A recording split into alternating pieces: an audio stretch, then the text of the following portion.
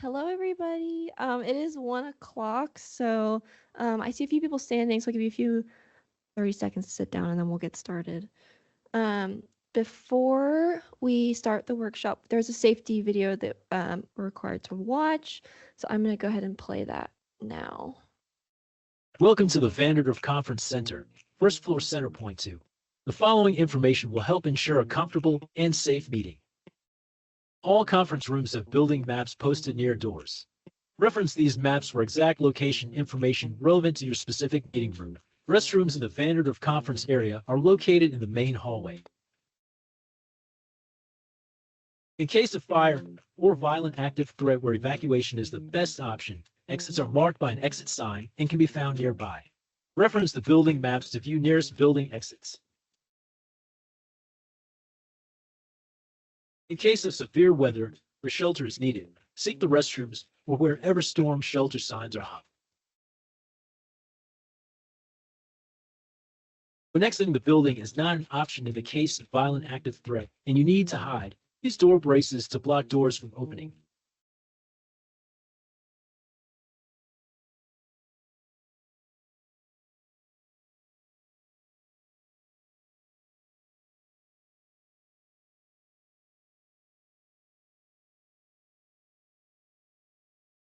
In the case of a major medical emergency, NCTCOG has an AED at the main entrance reception area and stop the bleed packs in these locations.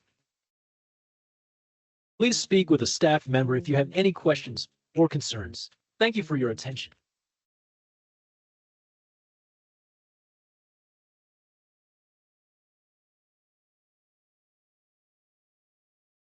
Okay, good afternoon, everybody. My name is Corinne Buckley. I'm a planner here at the COG in the Environment and Development Department.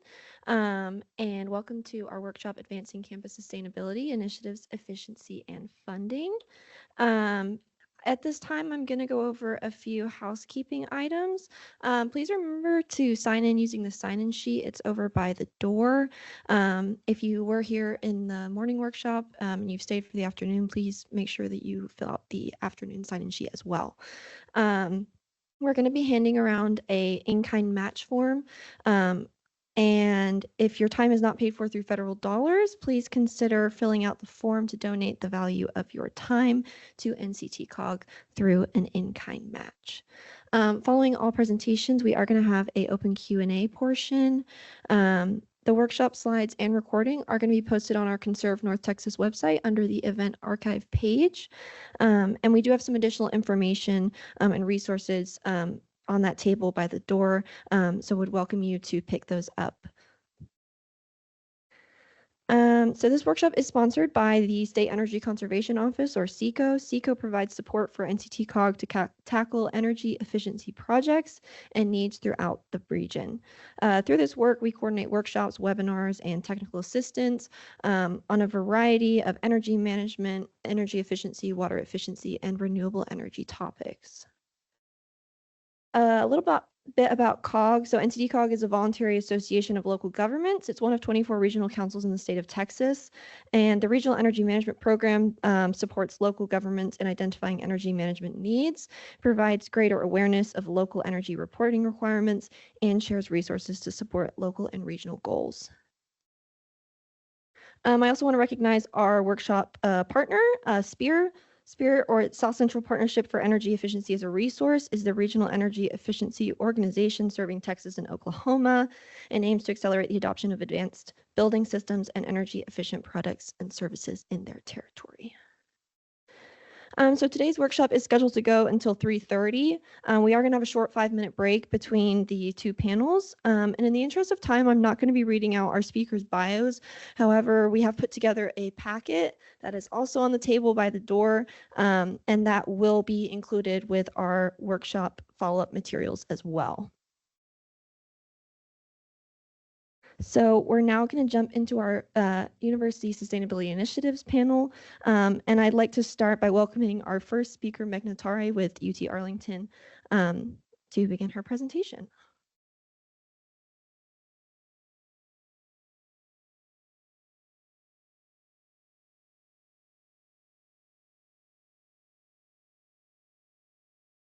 Good afternoon, everyone. Thank you so much for coming to this session and for your time. Um, and thank you to COG for organizing it and inviting us. Like she said, my name is Meghna Tare, and I'm the Chief Sustainability Officer for University of Texas at Arlington. I've been with them for 15 years now, and instead of having slides to talk about what we have done, I'm going to show a few programs and initiatives that are listed on our website. But before I do that, I want to give a quick shout out to two of my colleagues. Everyone here knows it takes a village to run sustainability programs on campus. Aizaz Khan, who is the energy manager for UTA, and Mashal at the back, who is the sustainability manager with my office. So we are a mighty team, and keep chipping at it. But before I start, I just wanted to get a feel for who is in the room, if we can do a quick round of introduction, because like Susan and I, we were talking about this. This session is more just sharing information. Hopefully some interesting collaborations happen out of this session. So if we can start with a quick round of introduction, your name, title, and your organization. Joaquin Escalante, NCTCOG, Transportation Department. And as a heads up to talking to the microphone, hit the guy with the face on that black thing in front of you. Sean Auckland with SPEER. I'm the Government and Community Engagement Program Manager. My name is Benjamin Tedley. I'm a program specialist at NCTCOG.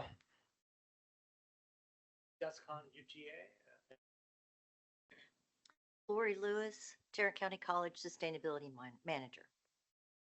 Hello, everyone. I'm Patrick Wheeler with office. Hello, everyone. I'm Jan Vosi. I also work at University of Texas, Dallas as an emergency management coordinator. Hello, everyone. I'm Randy Plumley. I'm also with SPEER. I'm Energy Code Program. I'm Gary McCoy with Blink Energy Services. I'm Vice President of Business Development.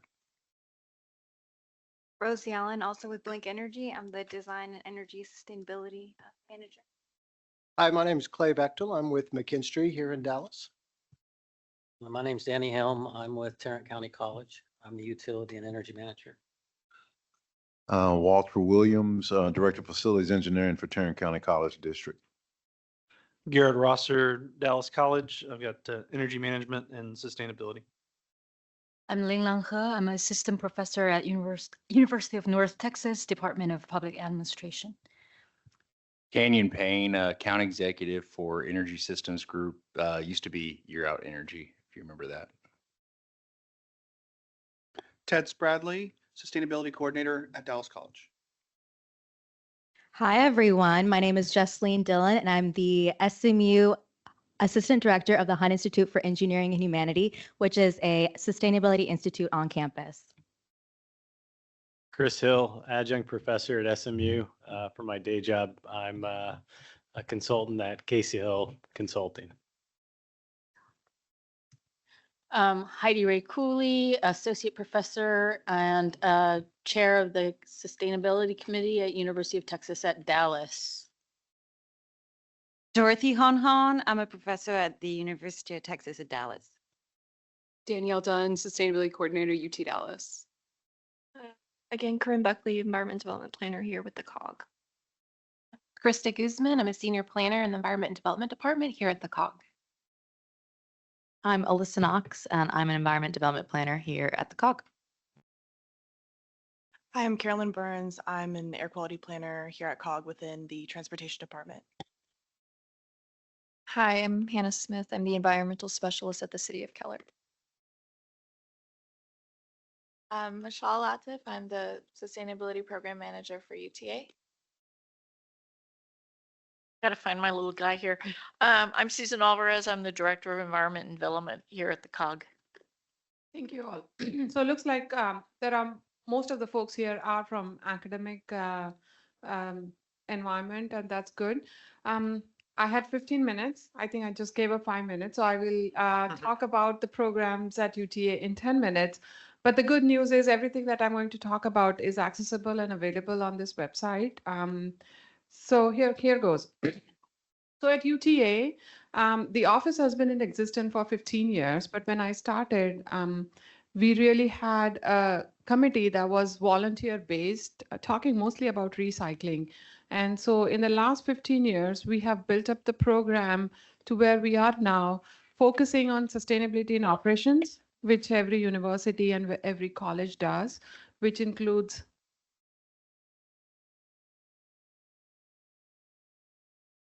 focus on sustainability in dining, working with our contract provider Chartwells to integrate sustainability in dining for not just for the students, but for faculty and staff.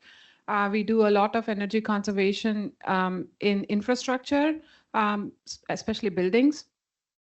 Sustainable landscaping is something that is unique to UTA, and this is one program that I'm going to highlight because UTA was one of the first institutions to get recognized for sites initiative, which is certification. What lead is to building, sites is to landscaping, and UTA was the first project to get certified in the US, one of the 5 pilot projects in the US, which is called the Sites Initiative at college at Green Park. And we have done a lot of tours. The professor who actually led this initiative will actually help you out with the credits and the application that needs to be filled out. So if this is of interest to you, please reach out to me and I can connect you to David Hoffman. But we are the only campus that has a Sustainable Sites Initiative certification.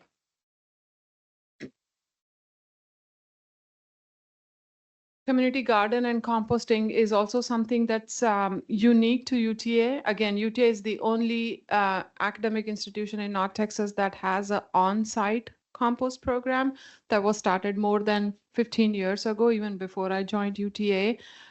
Here's a virtual tour of our compost site, which we recorded during the pandemic for people to access.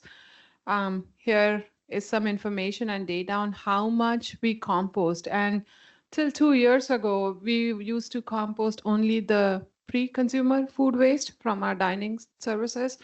But last 2 years, we started composting post-consumer food waste, and we have a partnership with Cowboy Compost based out of Fort Worth to do that. And so if you go on this website, you can see our numbers for the post-consumer food waste composting. And UTA has received multiple awards from EPA for food recovery and reuse. So that is something I really am proud of and like to highlight. We just finished our emissions inventory, yay to Mashal, fiscal year 24 emissions inventory, which is up online. And we do this every year just to keep track of our scope 1 and scope 2 emissions. And you can access all that information here. Why is this important? Because what you cannot measure, you cannot manage and change. And this is something that drives our climate action plan, which I'm going to talk about in a minute. But it's important to keep track of our scope 1 and scope 2 so that we can adjust and make changes and implement projects on campus that actually impact those. This is our water conservation numbers. UT has implemented, a lot of the low-hanging fruits like low flow toilets and things like that. But one thing that I want to highlight was the engineering research building, which is LEED Gold, has a 28,000 gallon underground rainwater collection system at UTA, which was installed at the construction time of construction of the new building. And the water that is collected is used for cooling and native landscaping.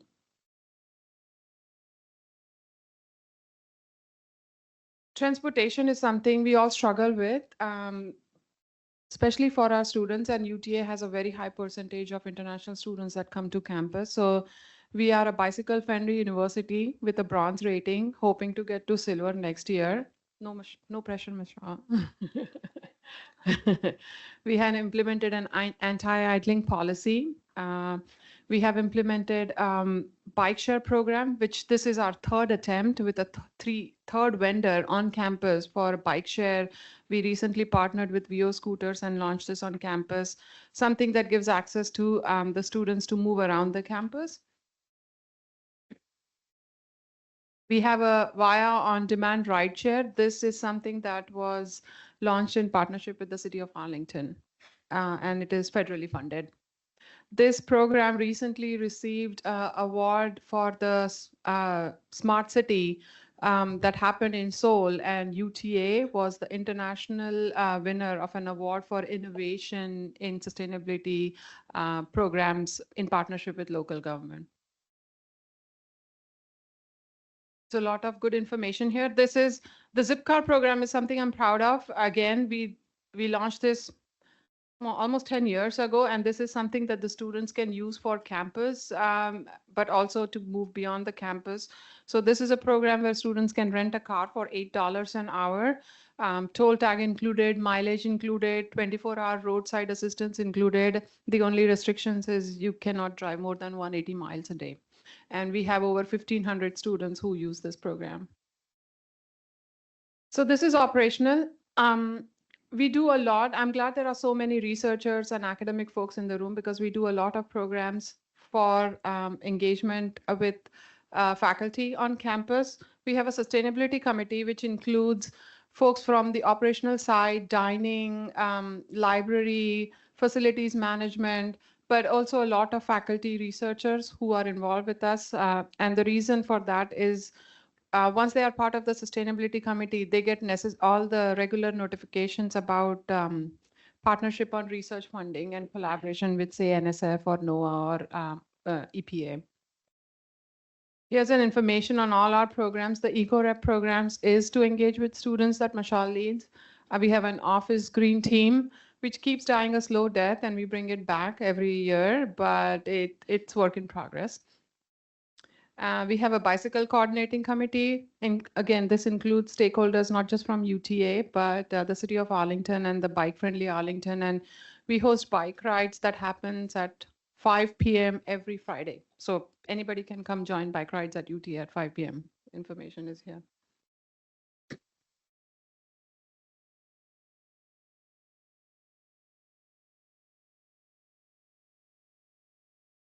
I'm going to highlight this because this is something that we have launched to engage with faculty. The Urban Resilience Fellows program was something that we launched last year. It is sort of a public-private partnership where we partnered with the North Texas Innovation Alliance. And what we did was we matched, for example, if you're an organization that has a problem statement on sustainability and would like to get help from a researcher at UTA, we made that match. And North Texas Innovation Alliance helped us with that program. So last year in spring, when we launched this program, we had 6 partners. We had 3 projects from COG that we supported, for which COG paid. We had 1 project from Inland Port Authority, which they paid. We had 1 proposal idea from BNSF, which fell through the cracks because of paperwork. We had Dallas County and we had City of Dallas participate. So they submitted a problem statement to us. We found a faculty at UTA for them to work with, and it was a semester-long project at the end of which the project report was delivered to the partner. So we hope to do this again, either for fall or spring. And then at the bottom of this page, to see if we can find a list of all the courses. This is a list of all the courses.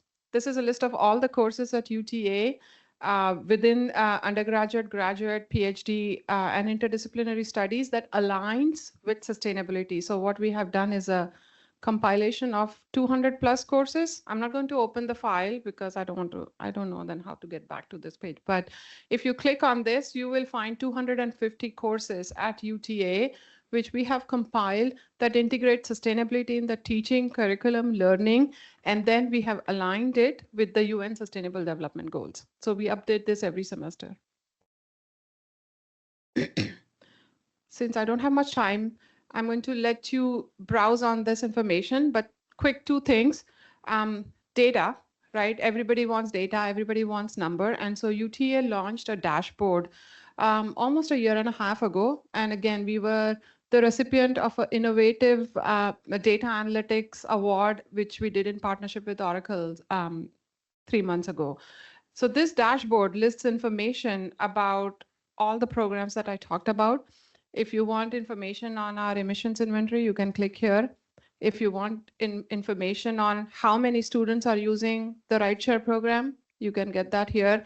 And you can download all this information as data files and have access to all the numbers. And the reason for that is, the reason for doing this first is we have a good story to tell, and I want to tell that story for people to access through numbers and information. But also the second reason was a lot of faculty reach out to me saying, do you have information on this? We want to do a research project with our students or a semester project with our students. And every time I ended up sending them the data files. This way they can just download whatever they need for their research. And so if you look at energy, it's okay. This is energy usage by month. You can get all the information at UTA using natural, I mean, I know it's loading up slowly, but natural gas use, our EUI, Campus Energy Utilization Index, all this information is available for everyone to download and use. This is the chiller. And this gets updated almost every month, if not every alternate month.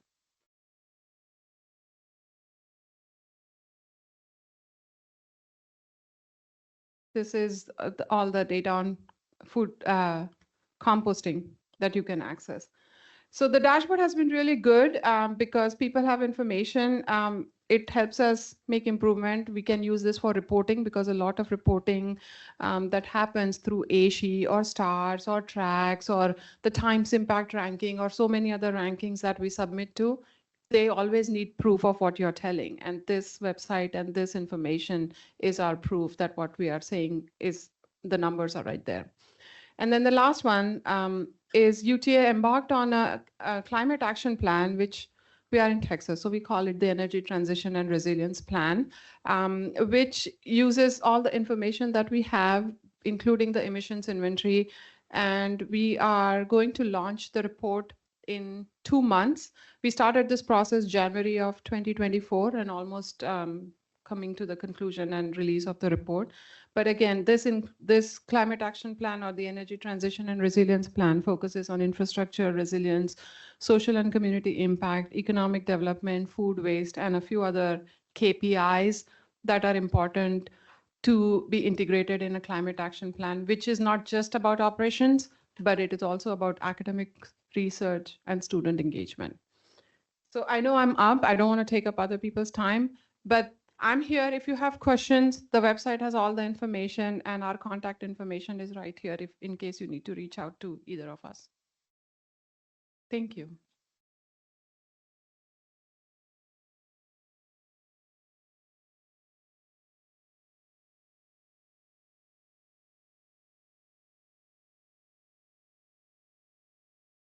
Thank you, Meghna. We're now going to move on to our next group of presenters from UT Dallas. I'll introduce Heidi Ray Cooley, Danielle Dunn, and Dorothy Han.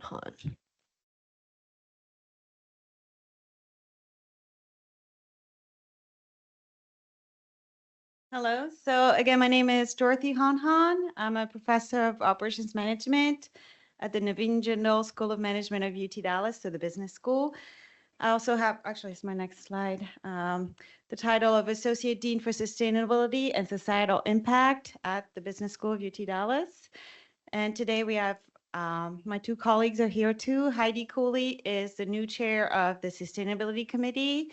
I was the past chair for 3 or 4 years, I can't remember, before her. And Danielle is going to speak after me. She's our sustainability coordinator at UT Dallas. So I just want to give you an overview of everything we do that has to do with sustainability on our campus. I'm going to talk mostly about academics and research. And then Danielle was going to talk mostly about the operational side of things.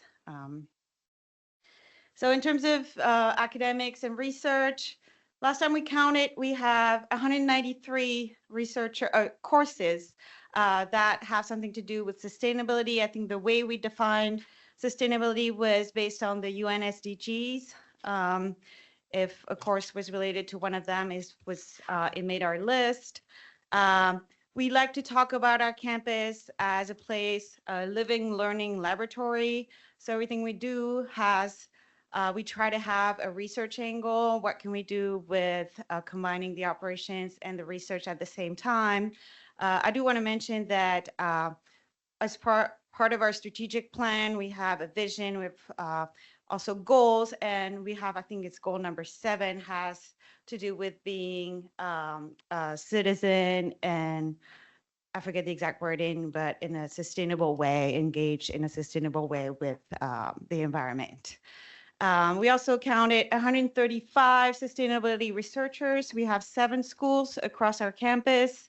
So again, I'm from the School of Management, the business school, and I know many of my colleagues work on sustainability projects, but there's also obviously a lot of research in other schools, such as the School of Engineering, the School of Political Science research as well, economics, and natural sciences as well. I'm going to give you some examples.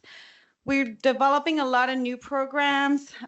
This is a sample of programs that we have currently related to sustainability at the undergraduate and graduate level. Some are already in place. The ones I'm most familiar with are the ones at the business school. We're coming up with new programs, a minor in sustainability in business at the undergraduate level, and a certificate in sustainability in business at the graduate level.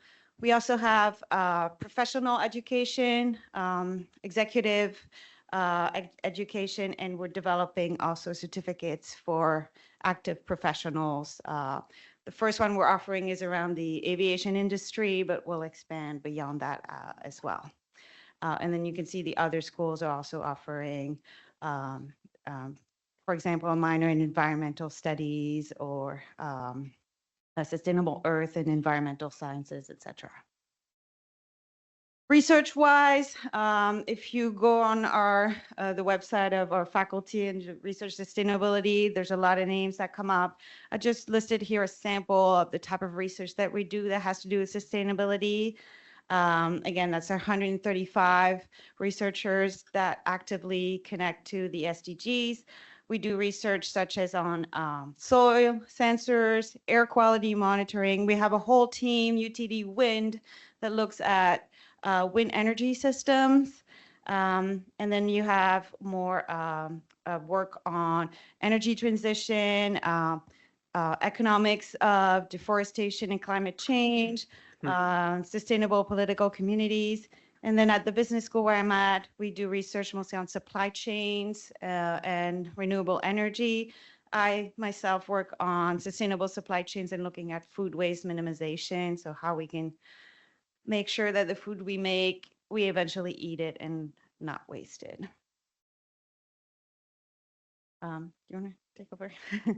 So now Danielle's going to take over to talk to you about the more operations side of things. Hello, everyone. I am Danielle Dunn, Sustainability Coordinator in the Office of Sustainability. And since the Office of Sustainability at UT Dallas is housed within facilities management, we obviously have a pretty large operational focus. We also do have a significant focus on student engagement, which I'm not going to talk about too much, but I'm glad that I have Dr. Han and Dr. Cooley also here with me today, because when we're talking about sustainability in higher education, we really can't not talk about the academic and research side as well. But I'm just going to highlight some of our operational programs. But before we do that, for those of you who work in sustainability in higher education, this should be familiar to you, ASHE STARS. But those who are not, this is a professional organization, the Association for the Advancement of Sustainability in Higher Education. They have a tracking and report program called STARS, which rates a university on their sustainability across academics, operations, student engagement, research, policy, and planning. And UT Dallas is currently rated as a gold-rated institution. This tracks 1,000+ data points. And again, that's just highlighting it's not just within operations, it's across the entirety of the organization. And while my office does this report, we couldn't, I mean, the information that we're reporting on is those sustainability researchers and those course lists and everything just within every aspect of the university. So with that, I will focus on the operations a little bit more. I wanted to start with our green buildings. We have 8 LEED certified green buildings currently on campus that have been built. Approximately 1.25 million square feet of green building space that we have. Something exciting though is we have 2 additional green buildings on the way. Ground was broken last year for our JSOM 3, so the third phase of our School of Management, and our new Student Success Center, so very large, basically the new student union at UT Dallas. Both of those are going to be LEED certified. And with that, and seen across many of our other buildings across campus, is significant water and energy efficiency programs, waste minimization throughout the entire building process. But something that I focus on is the waste programs with the current building operations, like the current, like recycling and composting. I won't go into too much detail just because of time, but comprehensive recycling program across campus, including specialty recycling programs. Our compost program, which includes landscape waste, as well as pre and post food waste for our dining hall, as well as a residential composting program, to date has diverted 820,000 pounds of food waste from the landfill. We're really excited to eventually hit that 1 million pounds mark in the next couple years. But looking at some of the energy efficiencies, we're integrating that a lot in especially the LEED buildings. But something I always like highlighting is our sustainability in the landscape. We have approximately 8,000 trees currently on campus, resulting in a level 1 arboretum through ArborNet. If you look at old pictures of UT Dallas, it was basically like 2 buildings in a field about 50 years ago, and there was no trees at all. And then if you look maybe 20 or 30 years ago, it was just concrete.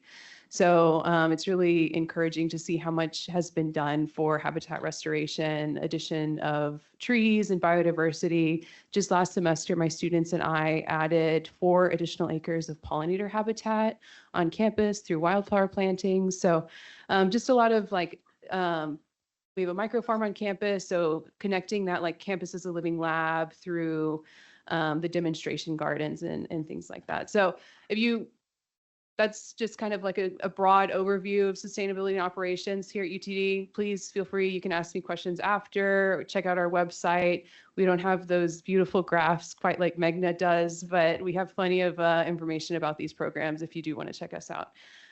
So with that, I'm going to bring up Dr. Heidi Cooley. She's going to briefly talk about sustainability in administration as it relates to our sustainability committee. She's the new chair for our sustainability committee and can share more about that. So yes, I want to thank my colleagues, Dorothy Hanhan and Danielle Dunn. I'm new to the game here, so I'm just entering into the conversations. And as you have obviously observed, we do have a number of initiatives going on across campus. How do I move that? Ah, here we go. We do have a sustainability committee for which I am serving as chair, recently named or appointed to that position. The committee is fairly active on campus. It has successfully initiated a couple of programs, or at least guidelines. For example, in recent years, they've established, the committee has established guidelines for no idling of campus vehicles on campus properties, or minimal idling, a limit of about 5 minutes if necessary. They've also introduced guidelines for environmentally aware procurement of office supplies, tools, and equipment of various sorts. And we are beginning to conversations about what the team would like to accomplish during the course of the coming years, as I am leading that charge. And I think that's about it for us. So I think we have fulfilled our duties within the time limits.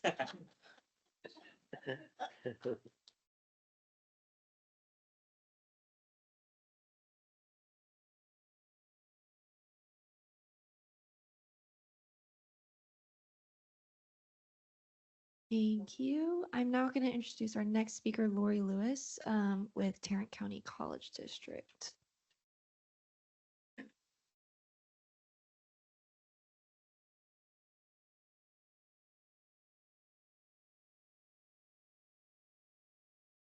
Everyone, thank you for having us.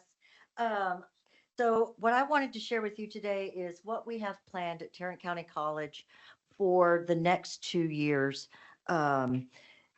Let me see here if I can. This. Okay, so this is what our phases 1 and 2 look like. We have a sustainability master plan. It has 3 phases. Phase 1 was approved by the Board of Trustees in December of 2022. It includes accountability and reporting, water, and energy. And you'll hear from our energy manager on the second panel. And then all these other things are phase 2. So we've been working on phase 1 and we're starting to adventure into phase 2. We're hoping to take that to the Board of Trustees for approval in this spring. So for accountability and reporting, right now we are working on our greenhouse gas report, like most other universities, looking at scope 1 and scope 2 emissions. And one of the things that was listed in the master plan for sustainability was a public website that tells everybody about what we're doing. So that launched last July. And it can be accessed through the TCC homepage. If you go to tccd.edu and then go to community, and then sustainability is one of the cards on there. But you can see it's a deep dive into every single aspect of what's in our master plan. And we have projects that we're working on that are constantly being updated. So if there's something you want to follow and see what we're doing, that capability is there. It's really exciting. And then, of course, Danny's going to be talking about energy and utilities, but we're working on dashboards so that people can see, exactly how much we're using in electricity, natural gas. But we also wanted to show to just kind of say, okay, yeah, the energy use was up because it was super hot.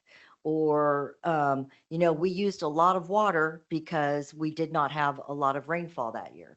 So we're trying to not only show what our usages are, but how we're being affected by weather and the climate crisis. So for phase 2, this is for stuff I'm already working on and things that will go through the end of this fiscal year. So we are looking at our waste management system. We have a lot of trash cans all over our campuses. And so what we're doing is going through and mapping every single container in the public areas. So not staff areas, offices, or mechanical areas. So this is one floor of one of our new buildings. And you can see where all the little recycling bins are and all the trash cans. What's missing is education. So nobody really knows what can actually go into the recycling bins. So by gathering all of this data, we're going to take this to the board and we're going to show them an education campaign that we are hoping to launch. And we're hoping to consolidate all of these bins into more centralized systems with eye-level education on them. So if you want to know anything about trash cans at Tarrant County College, I'm a girl. So then from there, we're going to be looking, analyzing our custodial systems, making sure and training, making sure that our custodians know what can be recycled and what can't, and doing a lot of training in English and Spanish for them. So we're gathering the data. It's all about the data, and then making the recommendations for the board. And then we're also implementing waste audits. And so this spring, I'll be asking faculty to volunteer their students to go through the garbage on the campuses, and so that they can see and measure and weigh what exactly is in our garbage, what is in our recycling bins that's garbage, what recyclables are in the garbage. So again, just more data to justify the education campaign that we're wanting to do. We're really lucky to have a great big retention pond on our Northeast campus in Hearst. It was originally designed to use for landscaping irrigation. We are in the midst of doing, we had a consultant come out a few years ago before the pandemic. Of course, pandemic changed everything. So now we're back at it and we're looking at what it's going to take to build out our pumping station to start using this water, the stormwater runoff for irrigation. And we do have a lot of landscaping that is drought resistant, heat resistant. What we've noticed is that nobody knows why. So we're starting to map all of these areas on all of our campuses, and we're going to develop education campaigns at those sites so that students, faculty, staff, and visitors can see, not only is it beautiful, but it's also welcomes pollinators, or it helps save on irrigation so that we can educate the public about why we're doing the things that we're doing.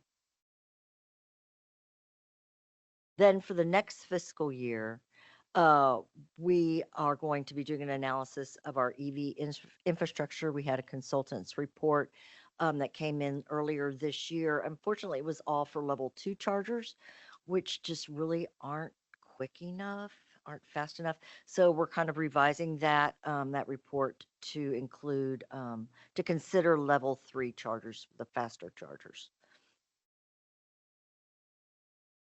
And we're also going to be analyzing fleet efficiencies. I think what we've determined is we have one EV van that is being used by our IT department.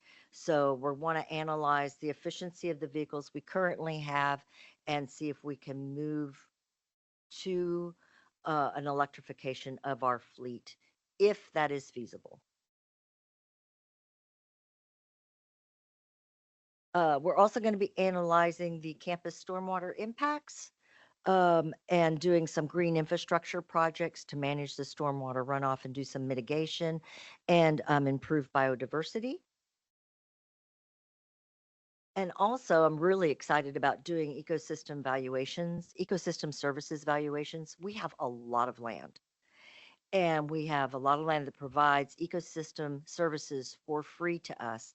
So we want to determine the value of those services so that we can make good choices as we're expanding our campuses, expanding our parking, new buildings, whatever. We want to make sure that we're not destroying anything that has value for its ecosystem services that it provides.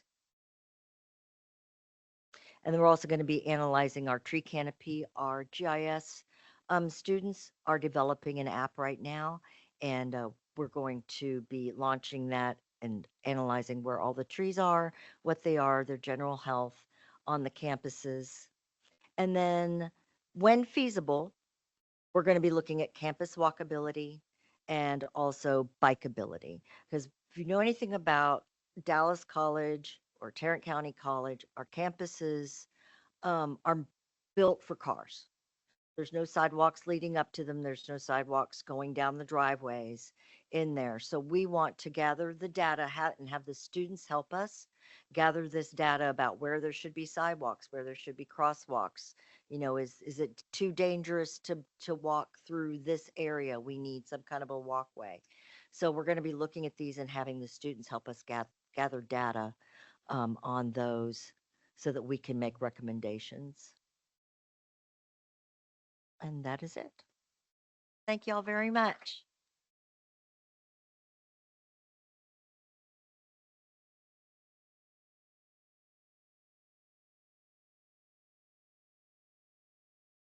Thank you, Lori. I'll now introduce our final speaker for the University Sustainability Panel, Amy Lund with the University of North Texas.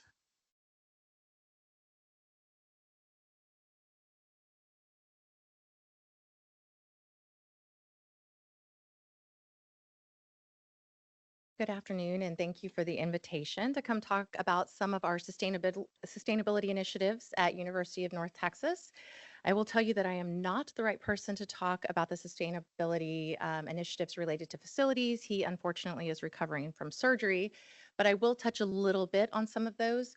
I'm also going to heavily focus on some of the programs, education programs, and research that we have going on at University of North Texas related to sustainability. So some of the UNT facilities initiatives that I was given bullet points on to talk about is that we are at 100% renewable energy right now at the main campus in Denton, and that is provided by Denton Municipal Electric. The University Union became our sixth LEED certified building when it reopened in 2015. We are currently building a new science research building, which will also be LEED certified as well. We are unique in that we have 3 wind turbines, and you can kind of see them here, and here's a close-up, that generate about 5% of our stadium consumption.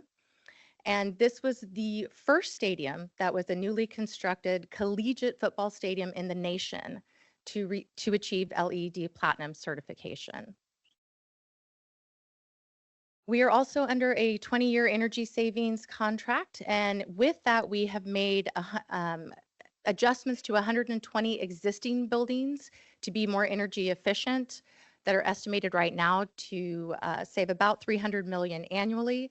That is an ongoing study, as you can see in my last bullet point here, that there is, we have an ongoing study where we are monitoring the amount of energy consumption in each of our buildings so that we can determine whether or not we can move to going to solar, and what that feasibility study looks like for not only providing electricity to the buildings, but obviously for charging electric vehicles as well.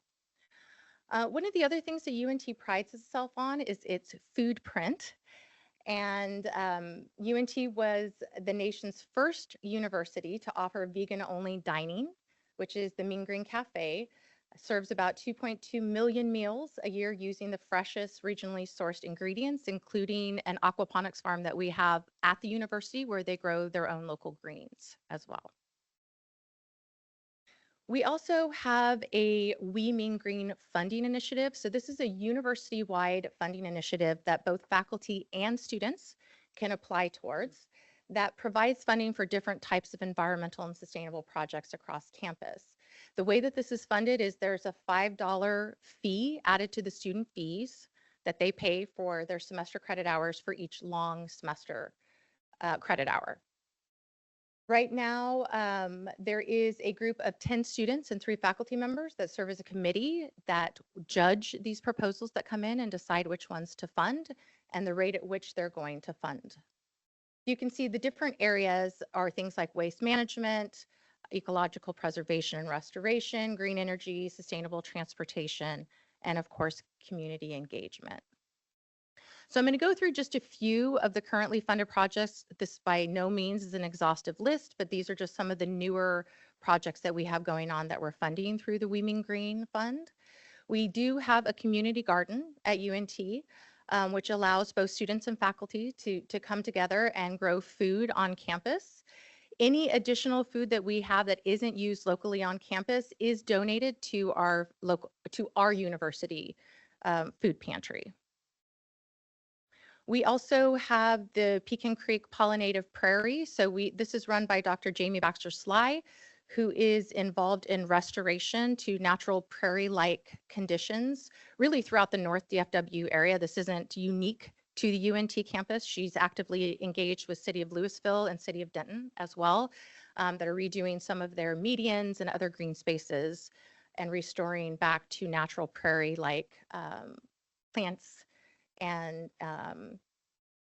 here, the unique thing about this is that we actually have a 4-acre space on our Discovery Park campus, which is our engineering campus, that is dedicated just to prairie restoration. This is almost 100% tended to by students. We do have, again, 2 faculty members that lead this, and we do have some staff that also volunteer, but it serves as a really unique learning laboratory for the students to also do research as well as get hands-on engagement with restoration and what that looks like in the real world. So we are also preparing our students and making them more career ready for jobs in these fields through this hands-on experience. We do have, this is one of our newer programs. It's been funded through We Mean Green, the Zero Waste Textile Initiative.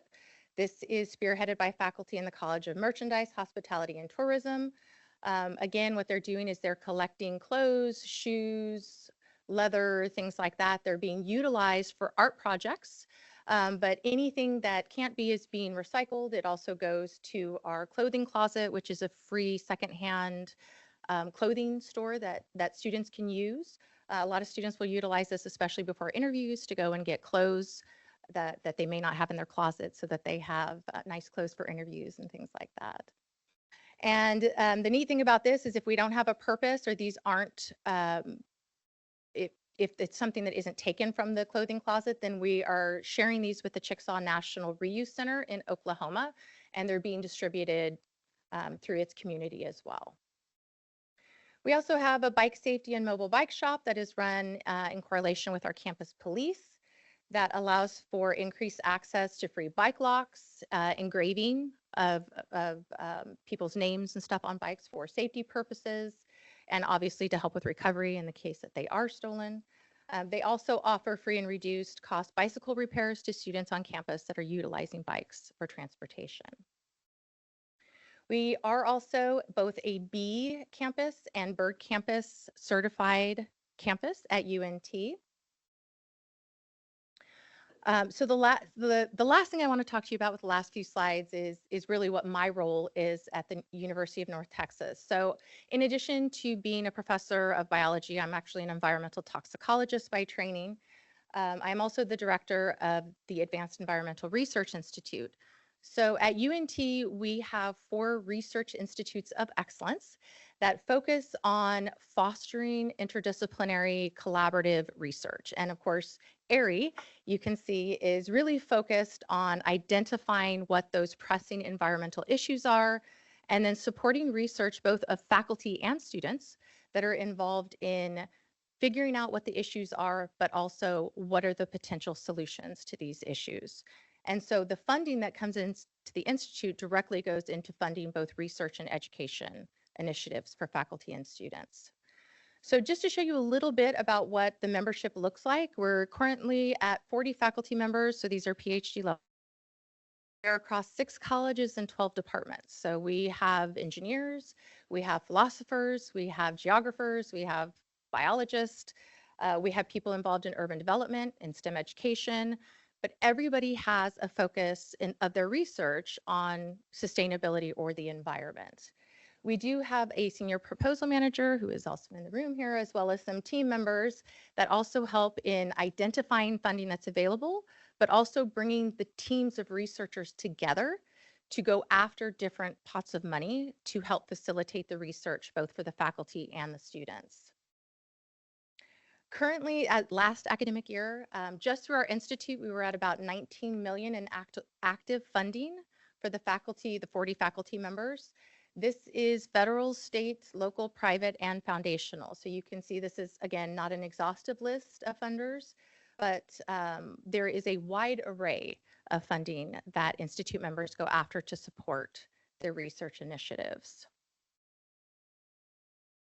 Again, I mentioned that we are a very diverse group of researchers in the Institute, and I've just listed kind of the major areas of research here, everything from air quality, soil assessment, toxicology, land use, water management. We have people involved in sustainable agriculture practices, as well as things like focusing on access to green space with urban development, STEM research and education, and community engagement.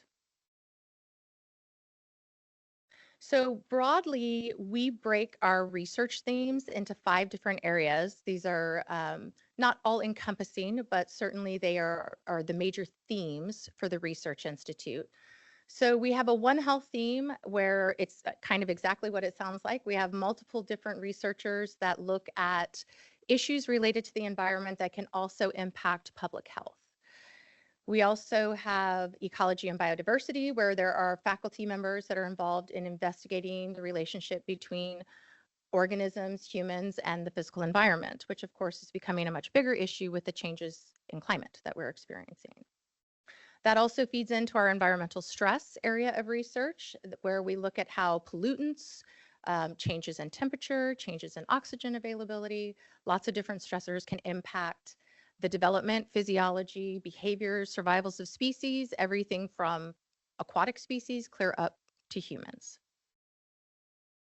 Toxicology, as I mentioned, we have both human toxicologists that look at the impacts of environmental pollutants on human health, as well as aquatic toxicologists that focus on impacts in aquatic ecosystems. And then we also have a big initiative with providing access to STEAM and environmental education programs through some of our faculty in College of Education as well. This includes not only programs at the college level, but we also host programs for high schoolers, for middle schoolers, and for elementary, actually, age across the board, as well as have faculty that are involved in things like environmental documentaries.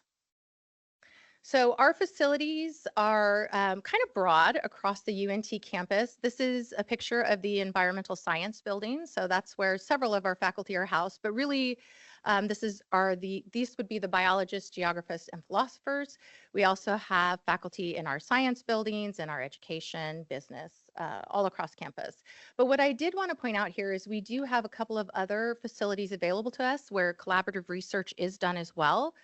One of them is the Louisville Lake Environmental Learning Area. So we're actually one of the leaseholders for that area, along with City of Louisville and LISD, and do quite a bit of research and restoration out in that area that students are involved in.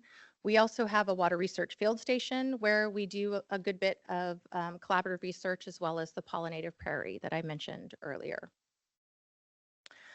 So the last thing that I want to mention to you all is a little bit of a plug. But I think it's a good place to do it. We will actually be hosting our second ESG conference on the Denton campus. That is coming up in September, so we're still a good bit out. We're actually still securing speakers and stuff for this, but I wanted to put it out there with more information coming. But that will be held on September 12th, 2025 on the UNT Denton campus. And it will be open to, as the last one was, to anybody who is interested in attending. We have people at the last one from local government, lots of industry folks, academics that come together and talk about some of the issues related to that we're facing, especially in North Texas, related to sustainability. So if you would like information on ARI specifically and the type of research that go on, we have a website there. And of course, if you would like information on anything else related to some of the initiatives I spoke about, either from a facility standpoint or the We Mean Green Fund, feel free to reach out to me and I can connect you with others that can provide more information. Thank you.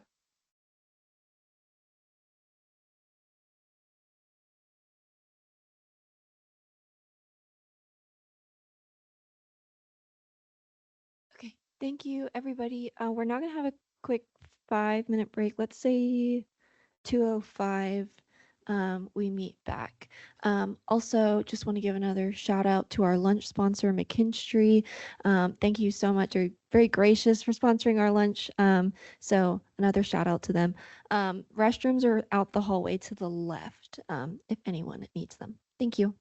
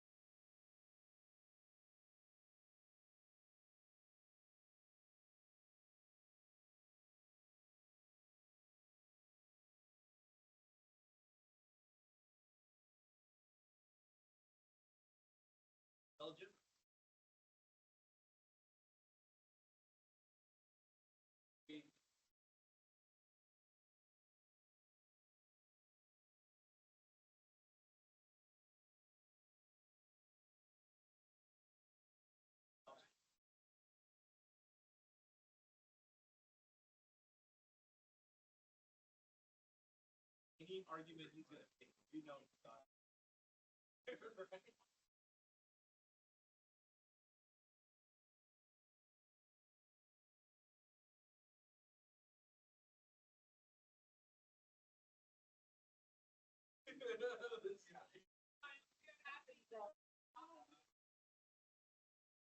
You know, part of me was like, not gonna.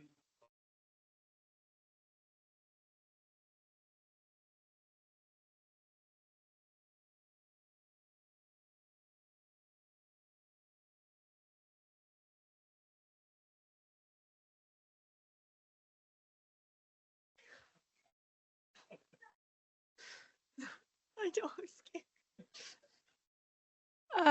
If everyone could head back to their seats and we'll get into the second portion of the workshop.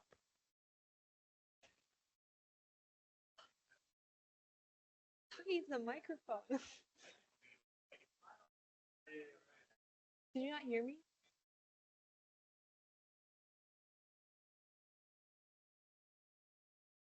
If everyone could head back to their seats and we'll get started with the second portion.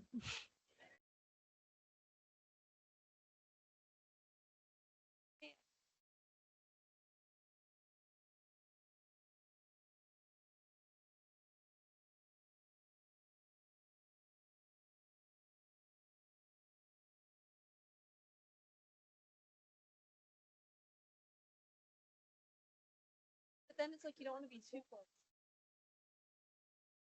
Hit the microphone.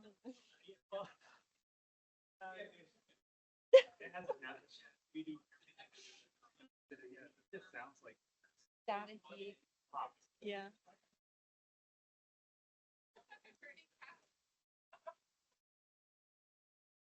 Ding, ding, ding.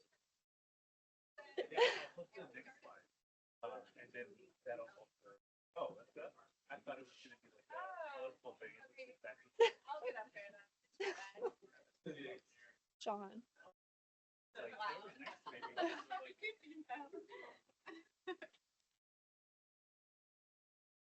You want to introduce? I mean, oh, you're okay. I can. Do you want to introduce the speakers for the second portion? Want me to? Okay. I'll just hand it. Okay. Yeah. Okay, I'm gonna hand it over to Sean Auckland with SPEER for the second portion of the workshop on university recommissioning. And she's gonna be starting off talking about tee-up. So Sean, I'll hand it over to you. Thanks so much, Corinne. I appreciate it. Yeah, if y'all don't mind just kind of getting back to your seats.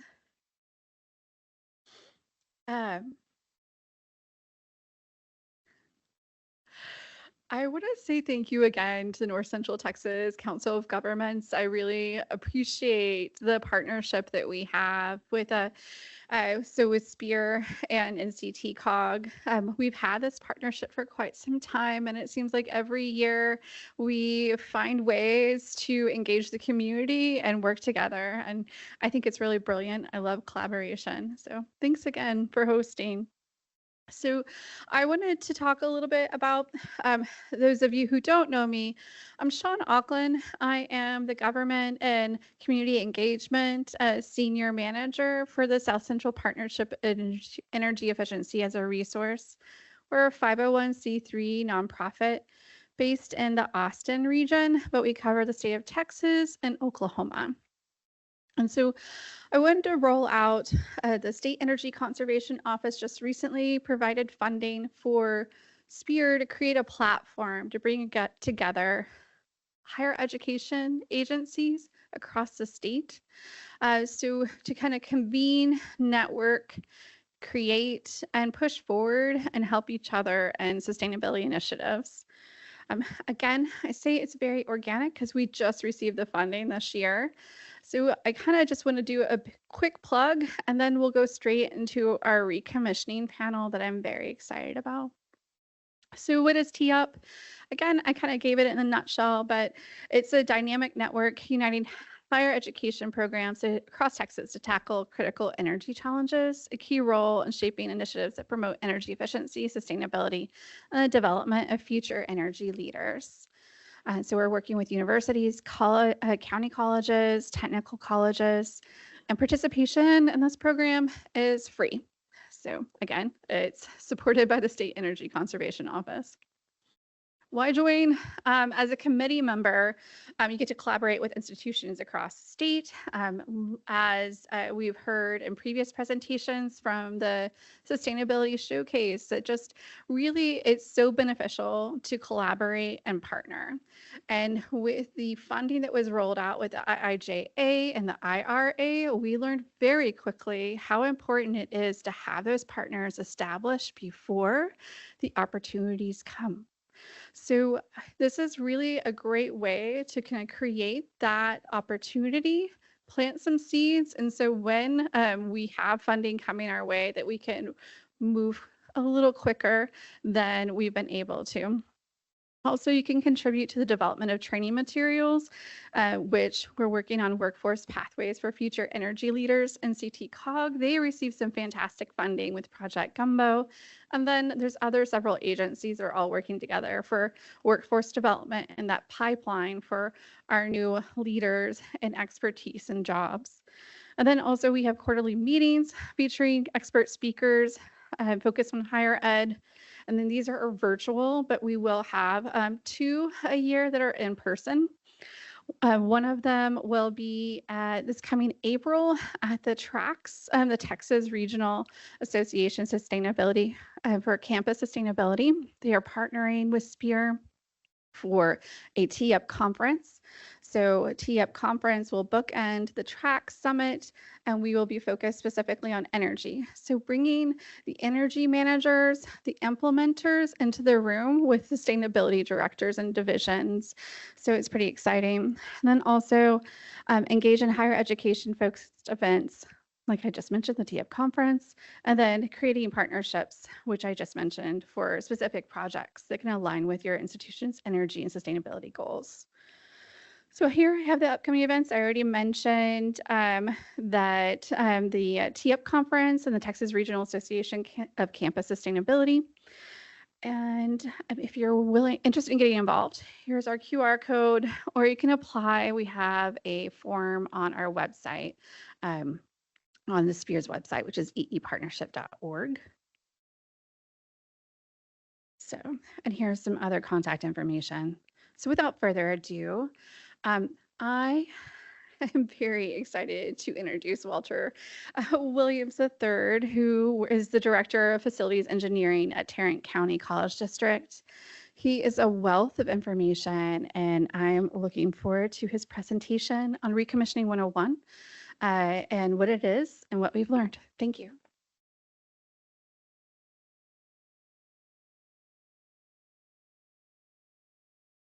Afternoon. I'm going to be talking today about the program that we have implemented at TCC, Tarrant County College District, basically over the last decade in recommissioning of a particular variety. There's several varieties, but we're going to talk about what we do in our approach. Objectives, I'll talk about who we are. That always helps, I think. We'll talk about commissioning real quick. What is it? Talk about recommissioning to get more specific, and our approach and results, as I said. And lastly, lessons learned, what not to do. Okay.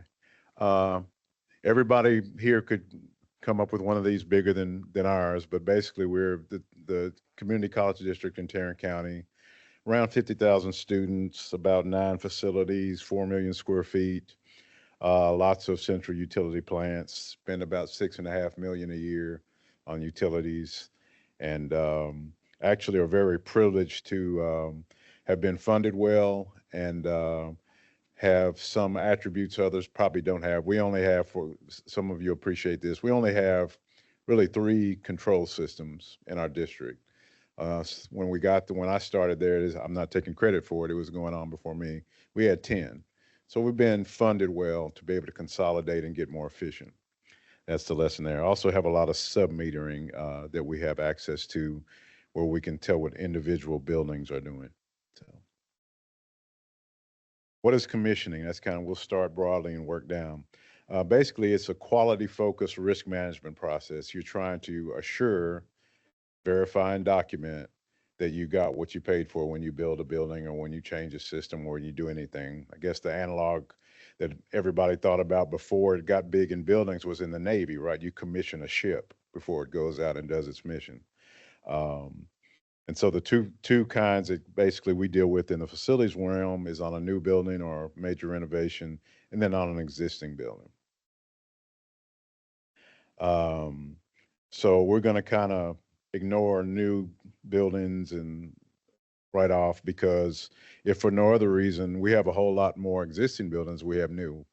In our district, we have about 100 air-conditioned buildings. We only have 10 that have been built since I've been there in the 12 years I've been there. So we got a whole lot more. You rob the banks because that's where the money is. So we're going to talk about how we apply it mainly to existing buildings.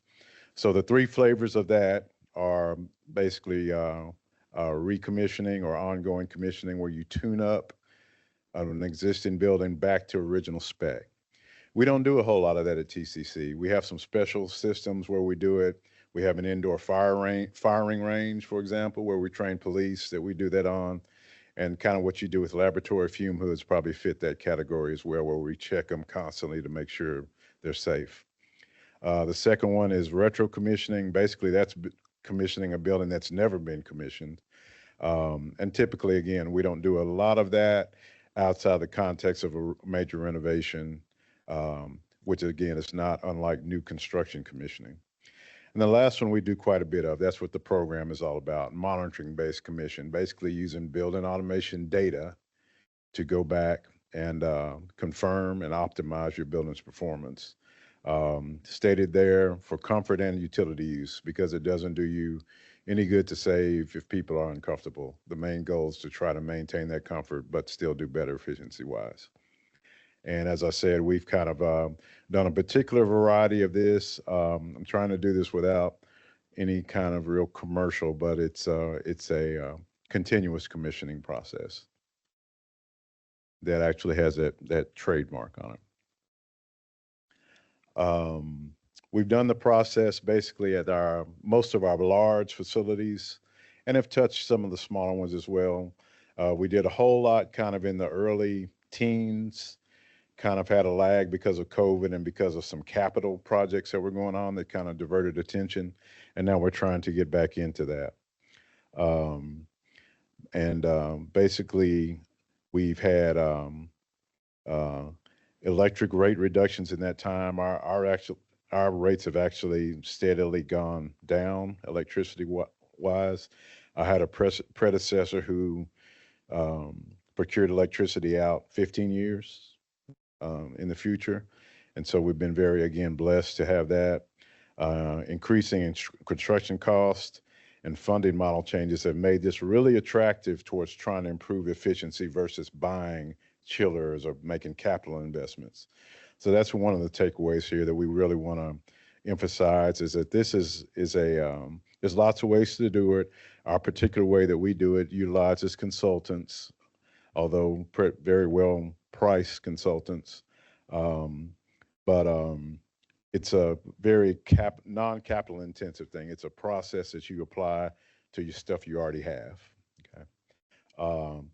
The takeaway there that I should have put in bold is on that third paragraph, but basically our EUI for the district, our energy use index has decreased over that decade, basically from 122 to 72. So about I guess a third, gone down by a third. Results. So this is an example. This is our biggest facility, really our flagship. Our headquarters is there now, but you might have recognized it before as the Radio Shack headquarters, which we purchased in 2008. So these three kind of wedges here. I'm looking at the graph on the right there. That's basically three big facilities: Trinity River, which is at Radio Shack headquarters, South Campus and Southeast Campus, South being in gold and the Southeast being in light green. That's basically the cumulative savings that have resulted out of this process that we've applied. So again, and we're looking at big picture here. And those cumulative savings there add up to I can't read it, $11.3 million basically over that decade. So about $1 million a year. And these are third-party calculations. These aren't our numbers. I might add one thing on this. You can see one wedge is very big, right? The dark green one, and the other ones are a lot smaller. So most of the benefit of this program came from that campus. Retro commissioning or recommissioning or continuous commissioning for this purpose can be somewhat variable, obviously, but overall the programs have been very successful. That probably is reflected in about a $2.5 million investment for an $11 million return. Um, and one final thing on that is that facility was a LEED silver facility. So the lesson for that is there's always room for improvement, no matter what your rating is or what kind of plaques you got on the building or what have you. Um, so this is just another illustration of that same Trinity River facility. Again, it's about 1 million square feet, was a Radio Shack headquarters. Um, it started out with a EUI of 153. It's an all-electric building. So, I mean, it's a, you know, we typically don't do that in a building that size, but it was done. So you see there the kind of the decrease. It started with the commissioning project, kind of flattened out. You see COVID years in there with the big dip. And then you see another phenomenon that I guess I want to talk about a little is creep. Once you do these processes, again, it's supposed to be continuous because if you don't, performance will degrade. There's different ways to assure that it doesn't. There's recommissioning, but we're betting on the future being using data and using analytic tools to know when this creep is happening and to mitigate it. Lessons learned. So I decided to go with the cons first instead of the pros. The modeling again is improving, but can be variable. Again, you saw the different sizes of the wedges. Some campuses were a whole lot more successful than other ones. Some were better before than other ones are. So it's the predictability is getting better with tools that are coming out, analytic tools, but it still can be a variable. Sustainability, we talked about that, preventing creep. The efforts need to be championed. You've got to dedicate resources towards focusing on that. And then research orientation. This is in the specific vendor that we use. They're more, a lot of y'all's shoes. They're an academic entity that's mainly focused on research and using this to teach this process and not necessarily to as a business. So sometimes that can be challenging. What you get out of that relationship, though, is world-class expertise. This is done by the folks that basically wrote the books, literally, on this. You look in the professional societies, they wrote all of their names are there and all the references there. World-class tools, they have very good tools, analytic tools for trending, fault detection, data management. Another pro is it reveals a lot of repair and calibrations that you need in a facility, and which enhances comfort again. Comfort's always number one. Cost effective again, not capital intensive, and it gets you also to standardize things around if you have a big portfolio of buildings or campuses or what have you. Okay. So I'm wrapping up here. Keyword is continuous. This is a process again that's got to go on in some kind of form over time or it degrades. We're currently doing another one of our campuses through this process after this kind of lull that I talked about. And we're doing a project where we're looking at all of our central utility plants. Again, try to get them all on the same page, something that'll help us as labor becomes an issue. People are less trained. We've lost a lot of institutional knowledge. So we're trying to standardize things. And lastly, we have a pilot going on in the area of trying to use data to do this process over time. We call it smart building. Lots of people call it different things, but we have a pilot facility we're working on currently on that.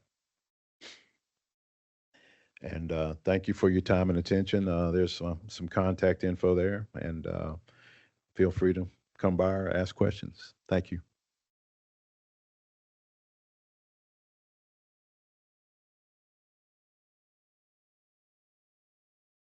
I'd like to welcome Daniel Helm to give the next presentation. Thank you so much.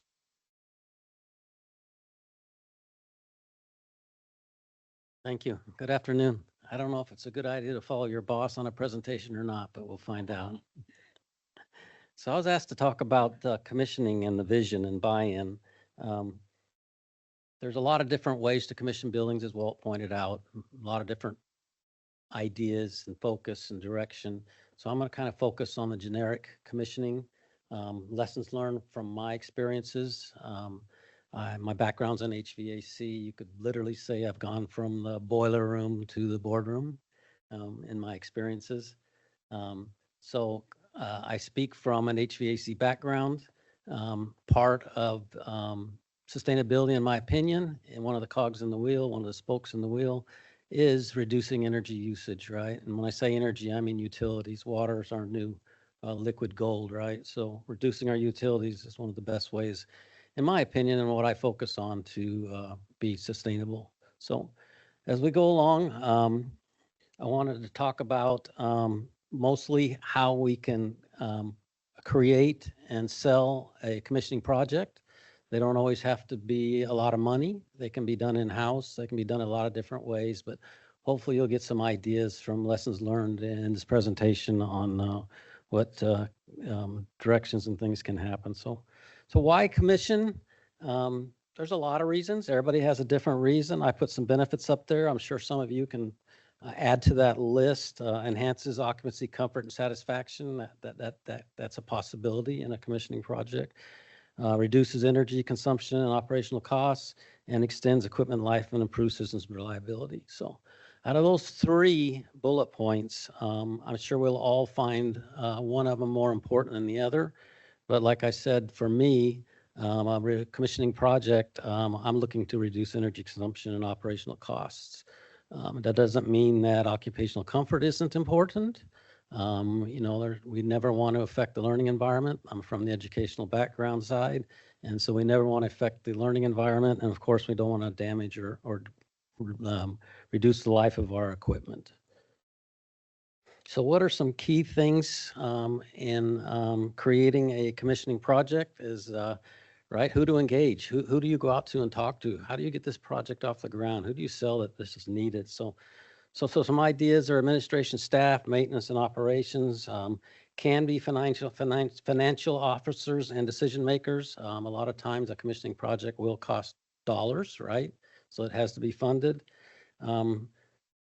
Tailoring the message that you use as highlight specific benefits to relative to each group and address potential concerns and objections.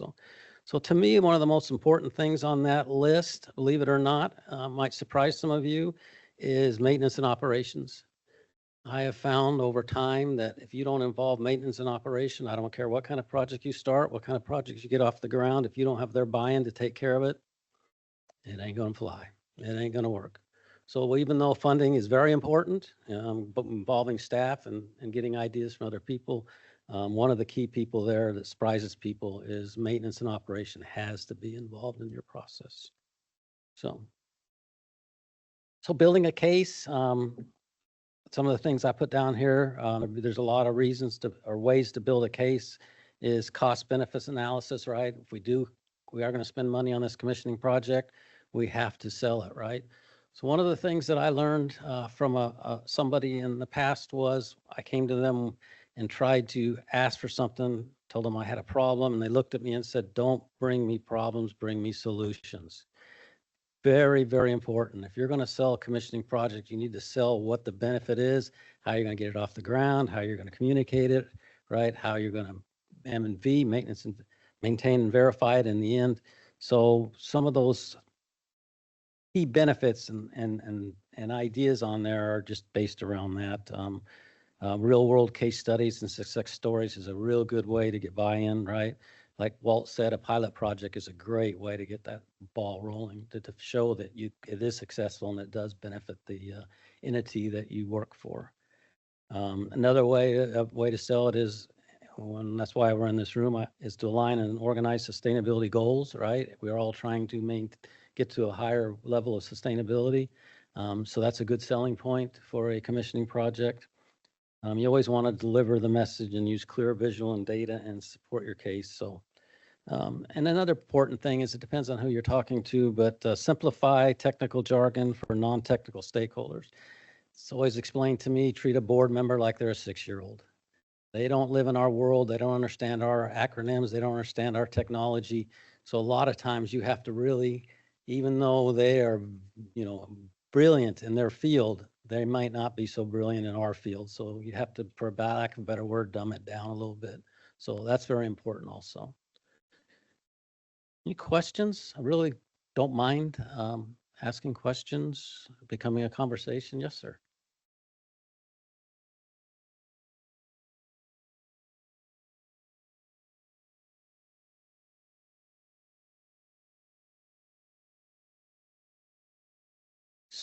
So I have. I have had been many years as an energy manager. When I first started out, we did not commission new projects. We had bond projects. I came from an ISD and we paid for everything with bond, right? So we'd have bond projects and no, we didn't have commissioning on them. And over time, we did start using commissioning. We hired the commissioning agent, not the designer or the architect or the builder. We hired the commissioning agent to oversee them. And yes, it was amazing the differences that when we got done with the buildings, when we had somebody looking to make sure our sequence of operation were installed correctly, our design guidelines from the start, we brought them in at the start of design where our buildings were built the way we want them to build. So to answer your question, yeah, it was huge. It was a tremendous amount of difference. Basically, when our building got done, we didn't walk into it to find out what we had. We already knew ahead of time what we had and how it operated and how it works. So good question. Any other questions? You know, I don't mind if we don't get past this slide. A conversation's good, right? So no more questions. So potential sources of funding, we can go, you know, even CECO. Believe it or not, we have used CECO to fund some of our projects, not necessarily commissioning, but projects that we later used to broaden across our whole district or our whole college. You know, there's utility rebates, incentive programs that would always help with the cost of the project. They won't necessarily fund the project, but grants from government and nonprofit organizations. But one of the biggest things with financing is getting the project sold, right? Prove that it's going to be a worthwhile project. So some common things is always upfront costs, right? They're always going to say, well, this is going to cost X amount of dollars. How do I justify spending that kind of money? Disruption to operations and during implementation, you know, how are you this going to affect our learning environment? How's this going to affect our college when you're doing these kind of changes to our could be anything, equipment, lighting, whatever. And some skepticism about the project. So like Walt said, if you have a pilot project and you got some results to show them to get the ball rolling, that's a great way to get the to overcome those objections. So strategies to address concerns, you know, just demonstrate your return on investment with real live data. Propose phased or pilot implementations. Maybe you go and propose a district-wide commissioning project and you can't afford it at this time. Maybe it gets phased in over years. Maybe the project gets downsized. I guess what I'm saying is be open to all of that. Don't go in and think that you're just going to get this project off the ground. It may be less. It's better to come back and fight another day, right? Always negotiate. In my opinion, always negotiate. Never say no, always negotiate. Yes.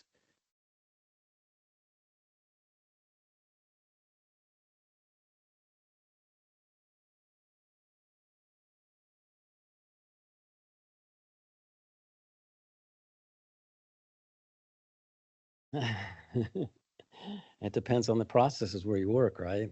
I mean, I would hope, you know, in a year you could get it off the ground, but sometimes it just takes, let's just say you create a commissioning project that is beneficial and you get buy-in. Well, now how do you get funding? So maybe that's a bond project. Maybe that goes into bond that goes out for an election down the line. It may be 2, 3, 4 years before you see the actual reality of that come true. So I would say as quickly as possible, but could take a long time. A lot of times we had to create projects and wait until the funding came in through a bond or something like that. Because most of my career is at an ISD and we didn't have money laying around. There was never money laying around. You had to always plan way out ahead of time trying to get projects off the ground and get them done. So good question. I hope that I know it's not a very good answer, but hopefully that's an answer. Any other questions? Yeah, it is. It is because you have to decide, you have to do something, some process you have to use to establish that you need commissioning. You have to prove you need it, right? Can't just go out and say, oh, our buildings are 10 years old. They must have, which I would assume aren't operating the way they were like they were new, but you need to prove that. I mean, how am I going to prove that they are not operating like new? And sometimes new processes and technologies have come along since they were built, and you can actually improve on what they were when they were built sometimes. But question, any other questions? So effective communication. So I'm just going to throw this out there. The salesman for the project is very important. I know that's a crude way of putting it, I would not be the person to sell a commissioning project because I'm too black and white. I'm not very political. I don't speak board speak. So whoever is running your project, it's very important to understand that maybe you're not the person to sell it. You might be the person with the idea. You might be the person that actually did the work to figure out how we're going to do this, but you might not be the person to sell it. So out of those 4 bullets, I think most important is customized language and focus based on your audience, right? Talking to an audience. I actually adjunct in the evenings at TCC South. Well, the class is 4 hours long. 2 hours is lecture and 2 hours is lab. So I look at the class, I watch the class. 2 hours of lecture is a long time, especially since these guys that have worked all day and they're tired. And so I have to kind of tailor what I'm doing every single time I lecture on the fact that I start seeing heads go down. I start seeing phones come out. I can see that I'm losing them. I can see what's going on. So it's very important to understand who you're talking to and how you sell that project or what language you use.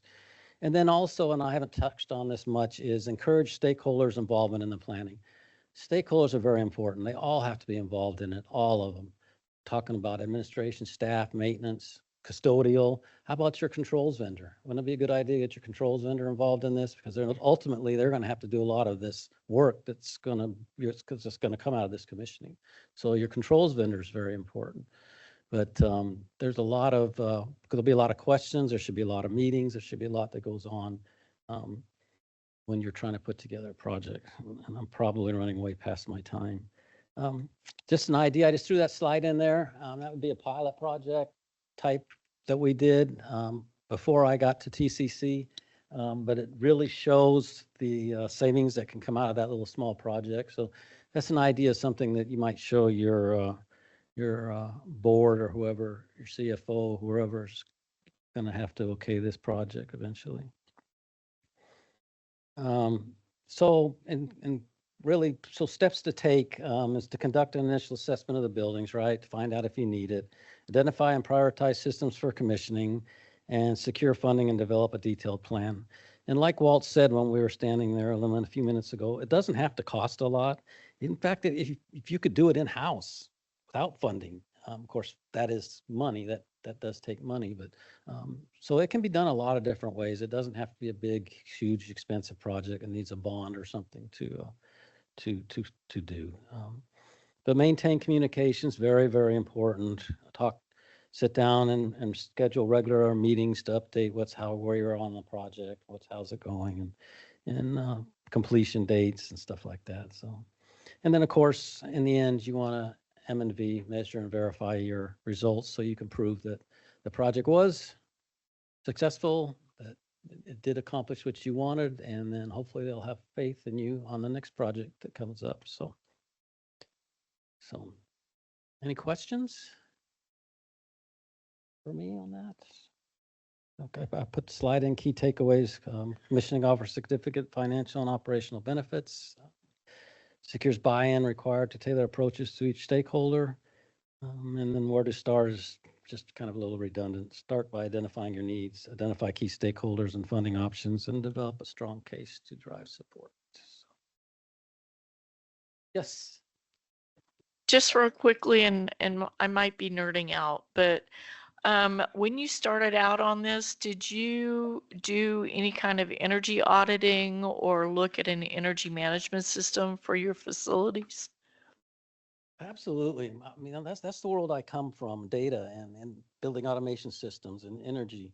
And you can see your building sliding. You can see them slipping. You can see that they're starting to use more and more energy. So yes, that would be a great way to determine that you did need something.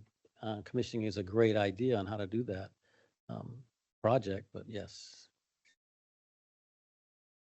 Yes. Follow up to that. What if you don't have that data? How else could the need manifest itself? Comfort. Okay, so Right. just a lot of comfort complaints. You start having comfort issues, you start seeing a lot of complaints, a lot of work orders. That'd be a really good indication that your equipment's not running as designed, right? And that maybe this might be a process that would help find what was wrong and might help mitigate a lot of that. Yeah. Yes.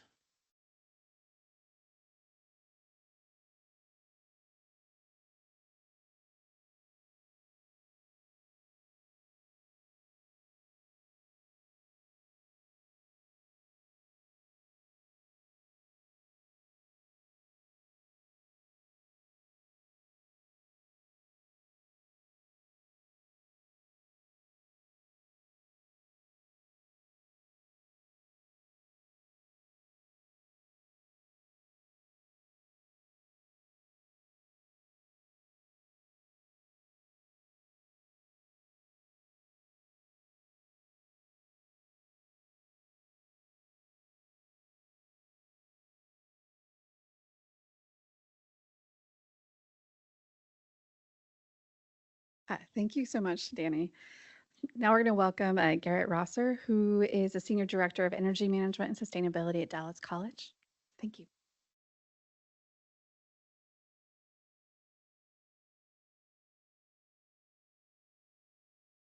All right, let's take it down the home stretch here. All right. I think Danny and Walter and I share a lot of similar approach and perspective to this. I appreciate their practical and pragmatic perspective, and I think what we're after is lofty, right? We want the best thing that we can deliver for our people, and so I think this is all in that vein of pursuing that. But I wanted to talk about a few things about how Dallas College has approached commissioning. We have not done historically we have not done large retro commissioning or recommissioning, or we could just say, as Walter said, existing building commissioning. Right? We can split hairs a lot of different ways there. But really, this is what we want. We want the buildings to perform as good as they can, perhaps even better than when they were built. Right? Sometimes, if we have buildings that were not commissioned from the outset, retro commissioning can make them perform better than when they were new. So there's a lot of upside for these. And generally, commissioning provides accountability for the people that you work with. There's some third-party review and making sure we're all on the same page on projects. And then again, Danny and I developed our slides separately. We've got the same key points here. Improved occupant comfort is the key outcome, extended equipment life cycles, and energy and cost savings. And that's really, that list is how within our facilities department we prioritize, because if you compromise on the first two, it doesn't matter what you deliver really on the last one. So just echoing Danny's point there. And so where do we focus? So we've got some of our systems, lots of buildings, large portfolios of buildings, lots of equipment, lots of individual components. And to me, I keep it simple. I just start with the big stuff and go down from there, because the large energy users are going to have the highest payback. Now, it may not be there's a whole lot you can do, and perhaps the sum of a lot of small changes end up having a very large impact. But I always look at, system level sensors, outside air, relative humidity, and temperature sensors, those small devices that are making very important decisions about how your buildings operate. Chillers and boilers, right? The main energy users and producers, I would say too, for our buildings. And then cooling towers, large pumps, air handling units, and then down to the terminal devices. I could hear that fan powered box fan clicking on and off in the ceiling back there. I don't know if y'all noticed that, but that's where my ear goes. I said, well, that's how we're set up here. And again, considering the mechanical and the control systems, I think, different firms may have different focuses, different individuals may have different focuses, but the physical and the software side go together, right? They're not inseparable, and they need to work cohesively. And near the bottom, control sequence of operations. Are you up to date? That's a interesting question, because ASHRAE develops sequences of operation recommendations about how equipment should be operated, designed and operated. And so are you up to date? Are there small changes, software changes that you can make, or small low-cost sensors that you may be able to add that might bring you up to date that would result in significant energy savings? So certainly there are those opportunities probably in every building. I think you could find an opportunity for, to spend a few $100s on each air handler, maybe a few $1,000s on a building, and add something like demand controlled ventilation or CO2 monitoring that would really improve the energy use in the building. That may not have existed, an accurate sensor may not have existed 20 years ago, or an affordable sensor may not have existed 20 years ago, but it does now. And here's a great one. Have building operations changed since you took ownership of the building? Almost certainly yes, right? I think a sequence of operation is a great place to start. But as you take ownership of a building, you realize, hey, maybe this isn't quite working out the way we intended, or the building use has changed, or our occupancy has changed. So you should have updates accordingly. And last point, trust your instincts and get the right people in the room. Same thing that Danny had mentioned. Facilities people, design engineers, consultants, controls, someone with some HVAC and mechanical background, and our facilities folks as well. And then identifying opportunities, kind of to Ms. Alvarez's point. Obviously, problem areas that have a lot of comfort, noise, air balance issues, or frequent equipment failure or repair. If the facilities team is going out and touching something a whole lot that is not near the end of life, then there's probably an issue there that we need to investigate. The question came up before, how might an issue manifest itself? If you're not looking at data, how might you notice something? Well, if something's noisy, that's a big deal. I like to think about, as I walk through doorways, either into the building or from one area to another, if I'm opening a door and it makes a sound like when it closes, I know that there might be an air balance issue here, or it goes. Those are just some little indicators as you're walking through a building. You don't have to be an expert to notice that there is a change when you're walking from one space to another. If we've got a building envelope that is continuous, right? This room is continuous with the next. There probably shouldn't be that much of a gradient, a difference between the spaces. So that's something that I always kind of listen for and try and catch. Yes, Sean.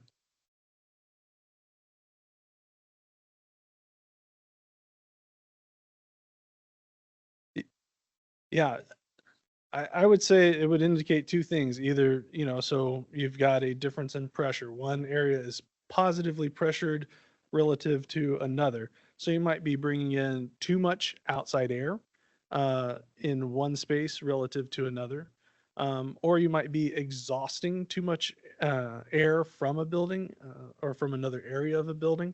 And so those things should generally be in balance. Your building should be slightly positively pressured, right? We want just a little, just a baby's breath push of air out the door to establish the indoor versus the outdoor environment.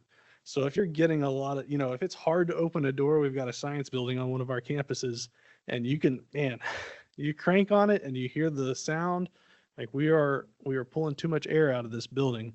And so that's definitely an opportunity to focus on for us. And then also if the door is standing open, right? If it doesn't fully close and you can feel that, or you could put your hand up to where the doors and the astragals should meet and latch, and you're not closing your door, then your building probably has too much positive pressure. But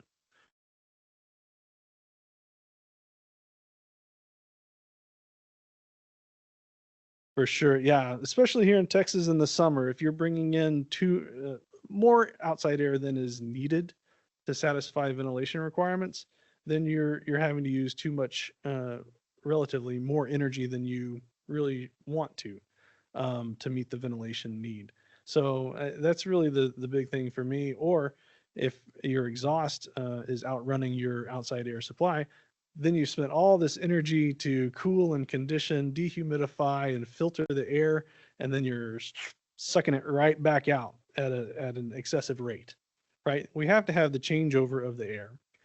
We have to have fresh air ventilation, but is it appropriate? So those are things that it takes energy to move the air, to condition it, and so we want it to stay in our buildings appropriately and not get blown out the doors and not get sucked out either. And then if we're negatively pressured, then you're sucking in unconditioned air through every little crack it could come through. Then that eventually makes its way back to your air handler, and you got to cool that down, and then it affects your chilled water system and on down the line. So that's really it. We can't, I think building systems are segregated in a way, but they all work together. So if I can use less energy in a space or absorb less energy in a space, that has a trickle up or down. I don't know. The jury's out. Back to the chiller, cooling tower, all those big components. And it really can be additive. Didn't mean to get so far off on that. That's good. So those are kind of the sense kind of things that you can do as you're walking through a building, or more common sense kind of things. Hey, we're having to repair this thing. We're having mold issues. We're having humidity issues. It's noisy. It's stinky. It's whatever. So that's how we can notice some of those things more for the layperson who may not get into anything else. And I think a lot of people have that intuitive feel. Being in facilities, we'll get work orders. Hey, it feels kind of muggy in here. I think something's wrong with the air conditioner. Well, you're probably right. Okay. Energy use benchmarking, whether that's a tool that you've got and you pay for, or Portfolio Manager is a great platform for that. So digging into kind of whole building or whole site energy use. Interval data, okay, smartmetertexas.com is a great resource for essentially sub-meter data, but smart meter data. Usually, for us, we've got it almost for every building. I know at Tarrant County College, they have many primary voltage meters, and then they distribute from there. So they have fewer smart meters or IDR meters compared to Dallas College, but we both have access to a lot of great data through the meters. And then trend studies through the BAS, there can be some limitations there. I like this one. My wife's like, why are you on the computer? Off hours building automation system review. So pull that bad boy up and just kind of look, are things turned off that you would expect to be turned off? If something's on, do we have an explanation for that? And just kind of get an idea, or an off hours or an overnight site walk. And again, that's where your senses, particularly hearing, are going to lead you to the energy users. So if you get that, memorize that 60 cycle hum of a motor, you'll find it pretty quickly. Okay. So those are things that we look to. Okay. Yes, sir, Danny. Yes, sir. Say again. We say that we are commissioning our buildings?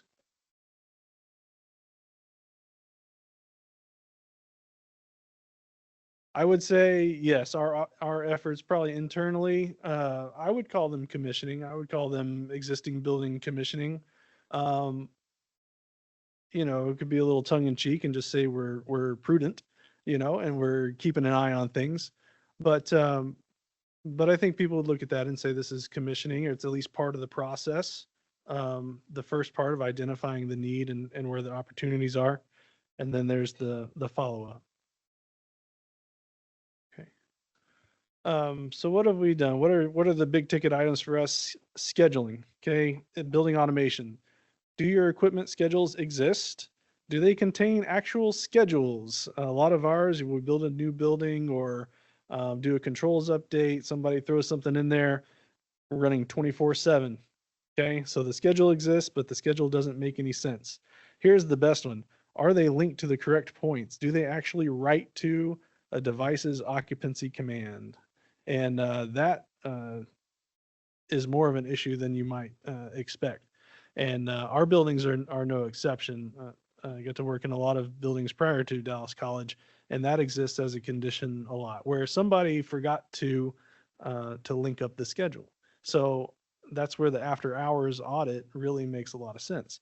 Because at the surface, if you say, oh yeah, I go in, I schedule things out, we're off on Sunday, so I schedule that off, but it's not doing anything. So just, verify that against trend data or the after hours audit.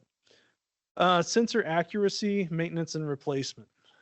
Okay, a lot of these devices are very affordable. Even some of the more expensive ones are $300 to $400.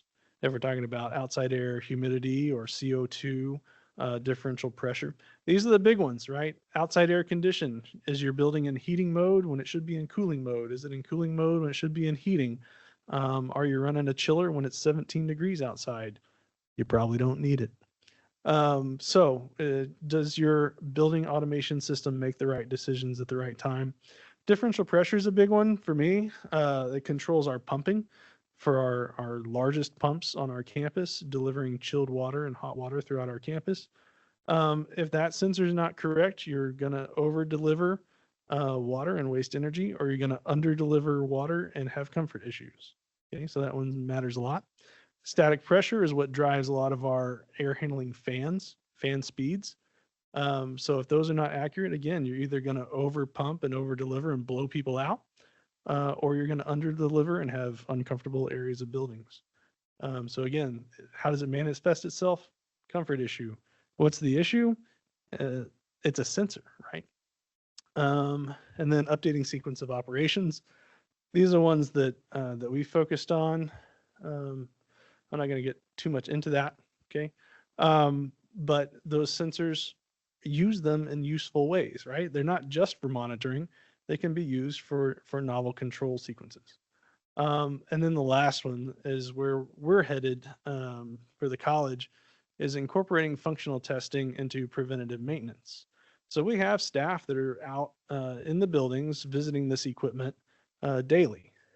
And if you can add 3 to 5 minutes to their routine on a piece of equipment that they're going to already spend 15 to 30 minutes on, it is a compromise, right? We're going to ask them to do more, but what we're going to ask them to do is that they need to verify that the thing actually does what we tell it to do. So definitely worthwhile.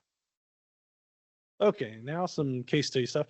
Here's a nice LEED silver building that we had with very poor energy performance, multiple chilled water pump failures, and very poor humidity control. Those system types are becoming more prevalent. Dedicated outside air system, that's DOAS. Variable refrigerant volume. So sorry for throwing jargon out there. And chilled beam. There's only a few probably chilled beam systems in all of North Texas. And this one was problematic. So how soon can retro commissioning or recommissioning happen? Well, this was a brand new building. We got about 15 months in and said, this is not working. Okay. And again, this was a project that was not commissioned from the beginning. Okay. So we're having to go back and try and fix stuff that shouldn't have been a problem. That's a lot of text. I even have to look and get my magnifying glass. Just a lot of issues and kind of silly stuff. But this building is not unique from other buildings in our portfolio or other buildings you'd find out and about. But ultimately, the chilled water system was enabled 24/7, the chillers and pumps. But the isolation valves that control flow to the building were closed. So what happens when you try and run a pump but don't have anywhere for the water to flow? Anybody know the term? Deadhead. So you're trying to push water and it has nowhere to go. It's a dead end. So we were killing chilled water pumps because of this. And we didn't have good humidity control. Ultimately, though, we brought back in the controls vendor and pointed out some issues very, very pointedly to them, even down to, okay, check out this line of code, please, and make a correction. And we ended up submitting this through Encore for rebate incentive. They have great incentive programs and love working with them. But ultimately, the cumulative savings were 331,000 kWh, which is about, I don't know, as a percentage, as about 20% savings. But we went from a 63.5 EUI, 63.5 to about a 51. The rebate incentive was $13,000. The actual energy savings, the value of that's about $14,000. We fixed the humidity issues and we stopped killing our pumps. So that's all good. Number two, Coppell Center, kind of a smaller building. There went to the interval data and it said, okay, we've got high overnight usage. What's going on? As well as very stark demand peak. Starting looking into the controls, we've got short cycling of our backup chiller, the lag chiller, and the pump speed is going like this throughout the day. Not great. Okay, there aren't that many fluctuations in a building in a short term. It should be pretty stable and be able to take changes reasonably. And so here's what we got: 30 fan powered boxes, like I mentioned, that little one that keeps clicking on in the corner of the room. All that adds up, but they were never associated with a schedule. So there's all these little fans throughout the building just running. Well, when you're there, they're supposed to be running. But did anyone check to see that they're not running when no one was there? And then short delay timer for the lag chiller. We were just enabling too much capacity. You know, we got to give the equipment time to get things under control. And then the last, the chilled water pump was using two process variables that both influence the speed. So say, oh, I'm going to go, oh no, I need to go down. No, I need to go up. And so I was doing that number. So we just extended those time delays, looked back at the pumping and just revised the control sequence there. Tried to segregate again, those, what we're controlling to have each value do something different. And then because we're not running all those fans, we're not having to replace all those fans. Almost 25% demand reduction out of this, 20% annual electricity consumption, and about a 26 overall percent reduction in cost. Small changes, a lot of those fan powered boxes, small changes, but it adds up, okay? And all those occurrences of running two chillers when we didn't need to, it adds up. Last one, and I'm probably gone way over, huh, Sean? She said, go home, Garrett.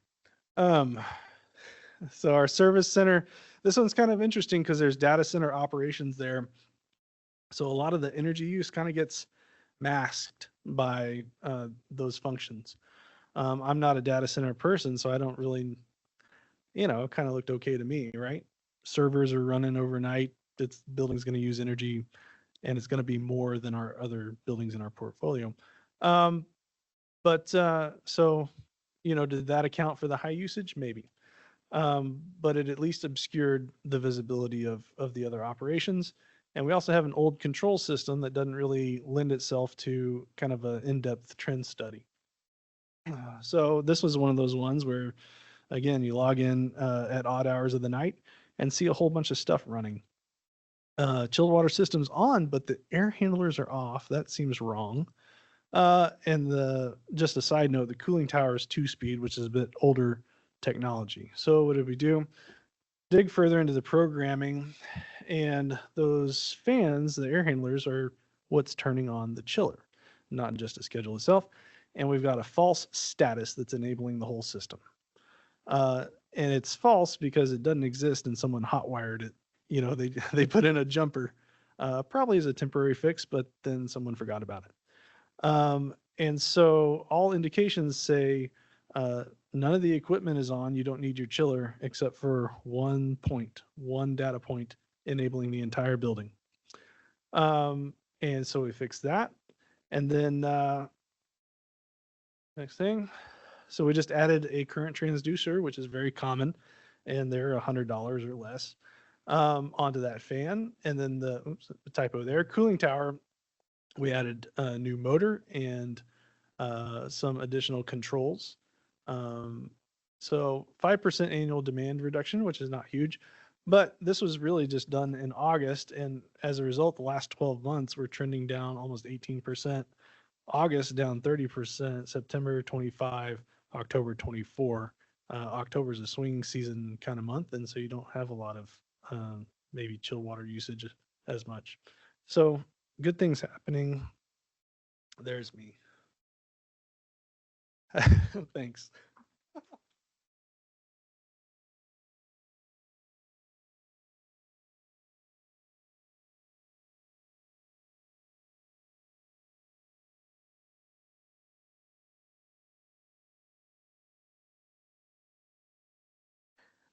We're now going to dive into the Q&A session. So if you do have a question, if you can turn your microphone on and speak into the mic, because this is being recorded, and that makes sure that your question is recorded. So I will open up the floor for any questions anyone might have for either our recommissioning panelists or our panelists from this morning, or not this morning, from earlier as well. I had one for the UNT folks. Your student fee, how was that? How did you do that? How did you procure that, or was that a student vote, or how was that procured, I guess?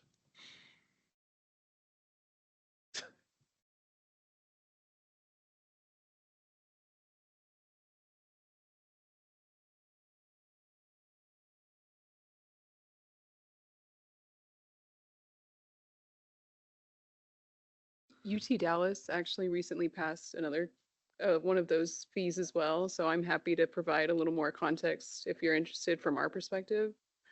So the state of Texas in 2007, I believe, it may have been a different year, but they there was a law that allowed public higher education institutions to allow a environmental services tuition allocation or green fee. UT Dallas hadn't taken advantage of this legislation until last year, but Texas A&M, obviously UNT, UT Austin, they have prominent longstanding green fees and similar programs. But this is something our student government brought forward as a referendum that the students could vote on, that received majority vote and passed, and then that got sent to the UT System Board of Regents for final approval. It passed. We're going to be starting it in fall of 2025. So that's how we did it. Ours is I believe this is part of the legislation that it's $5 per student per semester. So rough math for UT Dallas will result in approximately $300,000 a year for these projects. The projects, at least from our end, we're looking at them being primarily student-led, but within the guidelines, this can also be utilized for research, like faculty can apply for it, possibly even staff or like even our office may be able to utilize and apply for some of these funds for micro or larger sums of money to do some things. If I may add to that, UTA passed that too, so it has to go to a referendum by the student governor, and then the students have to vote on it. We passed it in 2022. We have not implemented it because, and Danielle, I need to talk to you about that, because UT system has a mandate that no tuition increase for the next 2 years, so we can't implement it.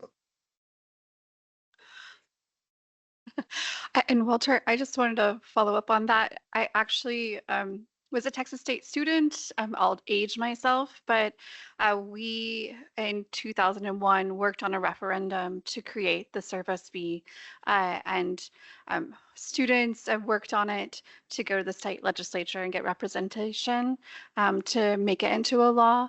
And so Texas State's a great university to look at for how they implemented it. They have a green service fee committee, which has a chair that's a university professor, as well as students, so you can look at their website for the structure. And that's the general structure of how a green fund works. almost every university has that structure.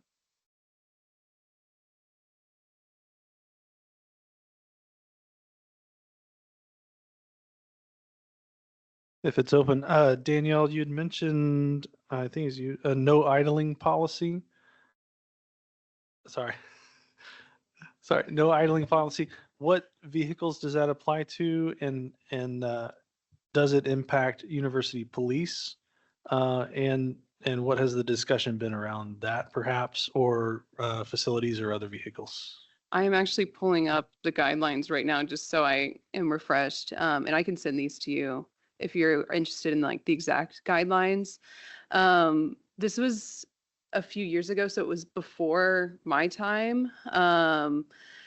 I know it does pertain to campus vehicles, so anything within facilities. I don't know. I'd have to refresh myself if this has to do with PD. I anticipate they have an exception if there is one.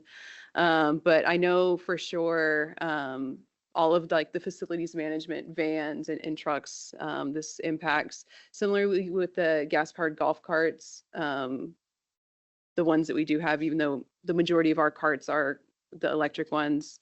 Yeah, I can send you or show you the specific guidelines if you're interested in what they adopted though. I can add to that. UTA also has an anti-idling policy, and it mirrors the policy that COG implemented for the region, and you can just mimic that, and it applies for vehicles which are 60,000 pounds and heavier. And yes, you have to work with your police department so that if a vehicle is idling, they issue citation. We have set it up at $50. I don't think we have ever cited anyone, but it's more of education tool. For example, we have school buses that come in for a tour of the planetarium, and they will keep the bus running the entire time. And so vehicle over 60,000 pounds, and that's the Texas policy.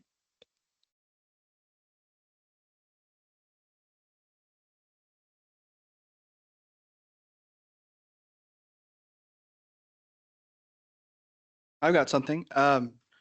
I want to get rid of plastic soda bottles on the campuses and just have aluminum. Has anyone done this successfully or attempted? If you attempted and didn't go well, why?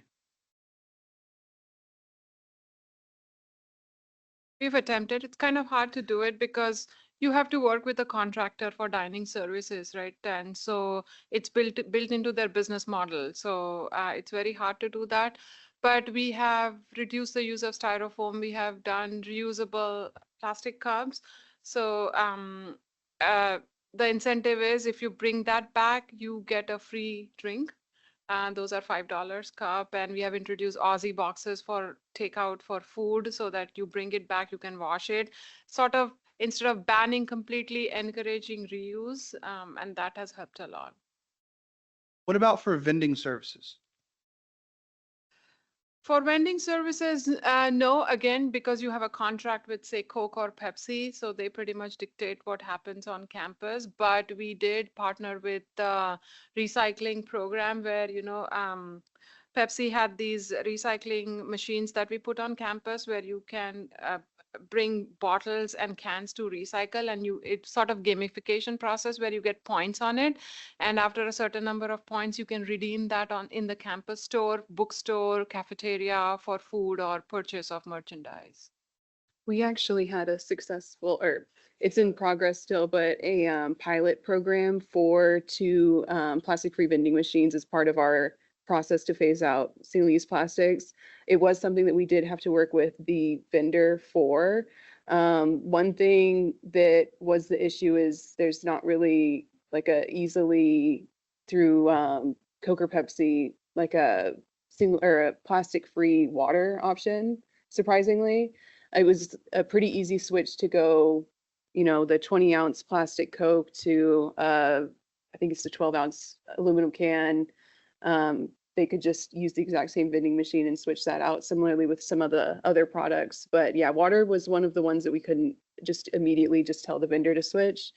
Some other successes we had was similar to what Megna said, the retail vendors that we have for campus food options. So the Chick-fil-A's, the Taco Bells, that's in the contract that we'd have to renegotiate to say, we have to figure out something to, not have any of the single-use plastic anymore. But with our dining hall, styrofoam free, single-use plastic free, we were able to switch to compostable food waste not food waste, takeout containers if they wanted to utilize that. But yeah, definitely the contract and our retail vending locations have been, or not retail dining locations have been hard, and we're looking to implement more of the single-use plastic-free vending machines. What do you think about a limitation on percentage being plastic bottles? For example, bookstores, we're looking at 4 times as many plastic bottles as aluminum cans. So do you think it would be reasonable to approach it from a policy of a 1-to-1 and then work it down from there, or something akin to that? That would be interesting. I think kind of one of the larger hurdles that we've had is just making sure that you're not getting like this price. So when we switched from like a 20-ounce bottle to a 12-ounce bottle, people were complaining that we didn't also lower the price. And so if you lower the price, I think people would be happy with switching to an aluminum can for the people who are not motivated by, oh, this isn't plastic. They're just motivated by price. So I think keeping that in mind of pricing it well, you'll have plenty of support. That was what came to mind was our biggest, like, I don't know. And was that information gathered in survey form or? Okay, great. So Dorothy Han, who left, was gathering it. We had a large QR code next to the vending machines that we were doing trial runs on, and gathering the information of why did you visit? Why did you select this one? Because one of our locations was right next to a plastic vending machine, or like one with the plastic bottles. And so we were able to collect information on, you approached both. Why did you choose this one? What were your like motivations? I don't have the exact like statistics offhand, but a lot of them were because they wanted to make the more environmental, like conscious decision.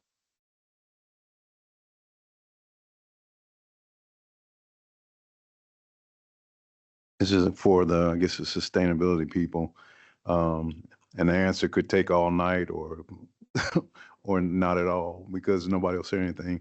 But the Senate Bill 17 stuff, the DI kind of emphasis right now, has that affected your programs in any way?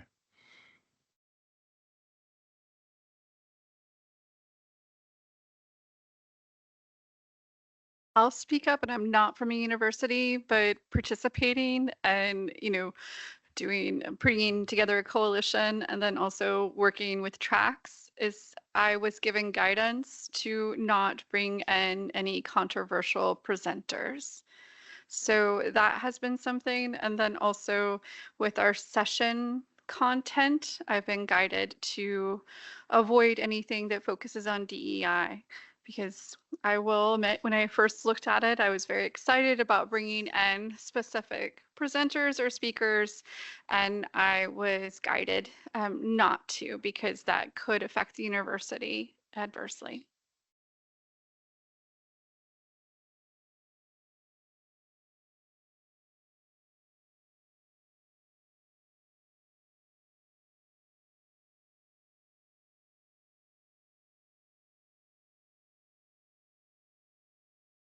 Okay, if there are no more questions or any more answers to that question, if anyone has any more questions before we move on and wrap up? No? Okay, great. Lots of engaging discussion. Really great to hear. I do want to share a couple wrap-up items before we finish. And the first that I want to talk about is our Regional Integration of Sustainability Efforts Coalition, or RISE Coalition. We are meeting on Wednesday, January 29th at 9:30. It is going to be virtual over Microsoft Teams. Something we're really looking to do with the RISE Coalition is engage more with colleges and universities in the region. So we would really value your attendance and your input to kind of help foster that collaboration with colleges and universities. If you're not familiar with the RISE Coalition, It's composed of representatives from local governments and other groups that focus on sustainable practices within the region.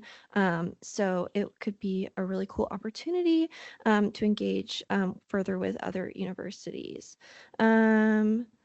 Also want to share, you can stay up to date with our upcoming events and workshops via our web pages. We also have an email list. So if you're not already signed up for that, that's a great way to stay up to date with different resources as well as upcoming workshops and webinars. In terms of funding and resources, we do have a few sites related to energy management. So our Conserve North Texas website, it houses resources on fuel, energy, and water topics, and it has past workshops, podcasts, reports, and more to support responsible resource conservation practices. That is the website that this workshop's recording and slides will be posted on. We also have our Go Solar Texas website, which houses a multitude of resources for Texans interested in learning more about going solar, as well as some Texas-specific resources on best management practices. And then finally, we have our energy management, efficiency, and renewable energy webpage that has information about our regional energy management program. That's also where our latest funding digest is posted, and you can sign up for that to receive it quarterly.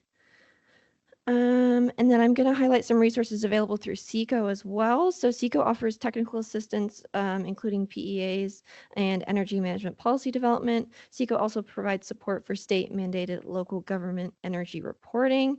Additionally, the Watt Watchers program provides for use in schools and at home and is designed to promote behavior change for better energy management.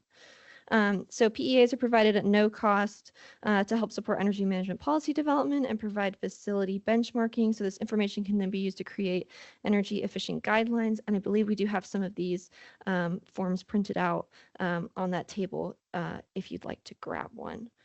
SECO also contracts with engineering firms to provide technical assistance on energy or water related matters. And yeah. And then lastly, I want to highlight the Lone Star program. I know this was mentioned earlier. It is not open right now, but it is supposed to be opening in the next couple of weeks, I believe. And so the Lone Star program, let's see, it's a revolving loan program that provides low interest rate loans to assist Texas public institutions to finance their energy related cost reduction and retrofit projects. So as I mentioned, as a reminder, these slides and recordings is going to be posted on the Conserve North Texas website. It'll also be linked in a follow-up email that you should be receiving by early next week. Let's see, on your way out, if you could fill out the, if you haven't already filled out the workshop evaluation form, you should have had one at your seat. If you could go ahead and fill that out, those help us improve our future workshops and webinars, and also link you up with SECO to receive more information. If you don't have an evaluation form, I believe we have some extras that we can hand around. And then finally, I want to close today by sharing our partners' contact information. Adam Mueller, who's program specialist with SECO, and then of course Sean Auckland with SPEER. They're both available to provide support and assist with any questions that you may have, and their emails are here and will be in the slides that are posted. And so I'll say thank you to everyone who's here today. A big thank you again to all of our speakers for taking the time to share their knowledge with everyone. And yeah, have a great Thursday.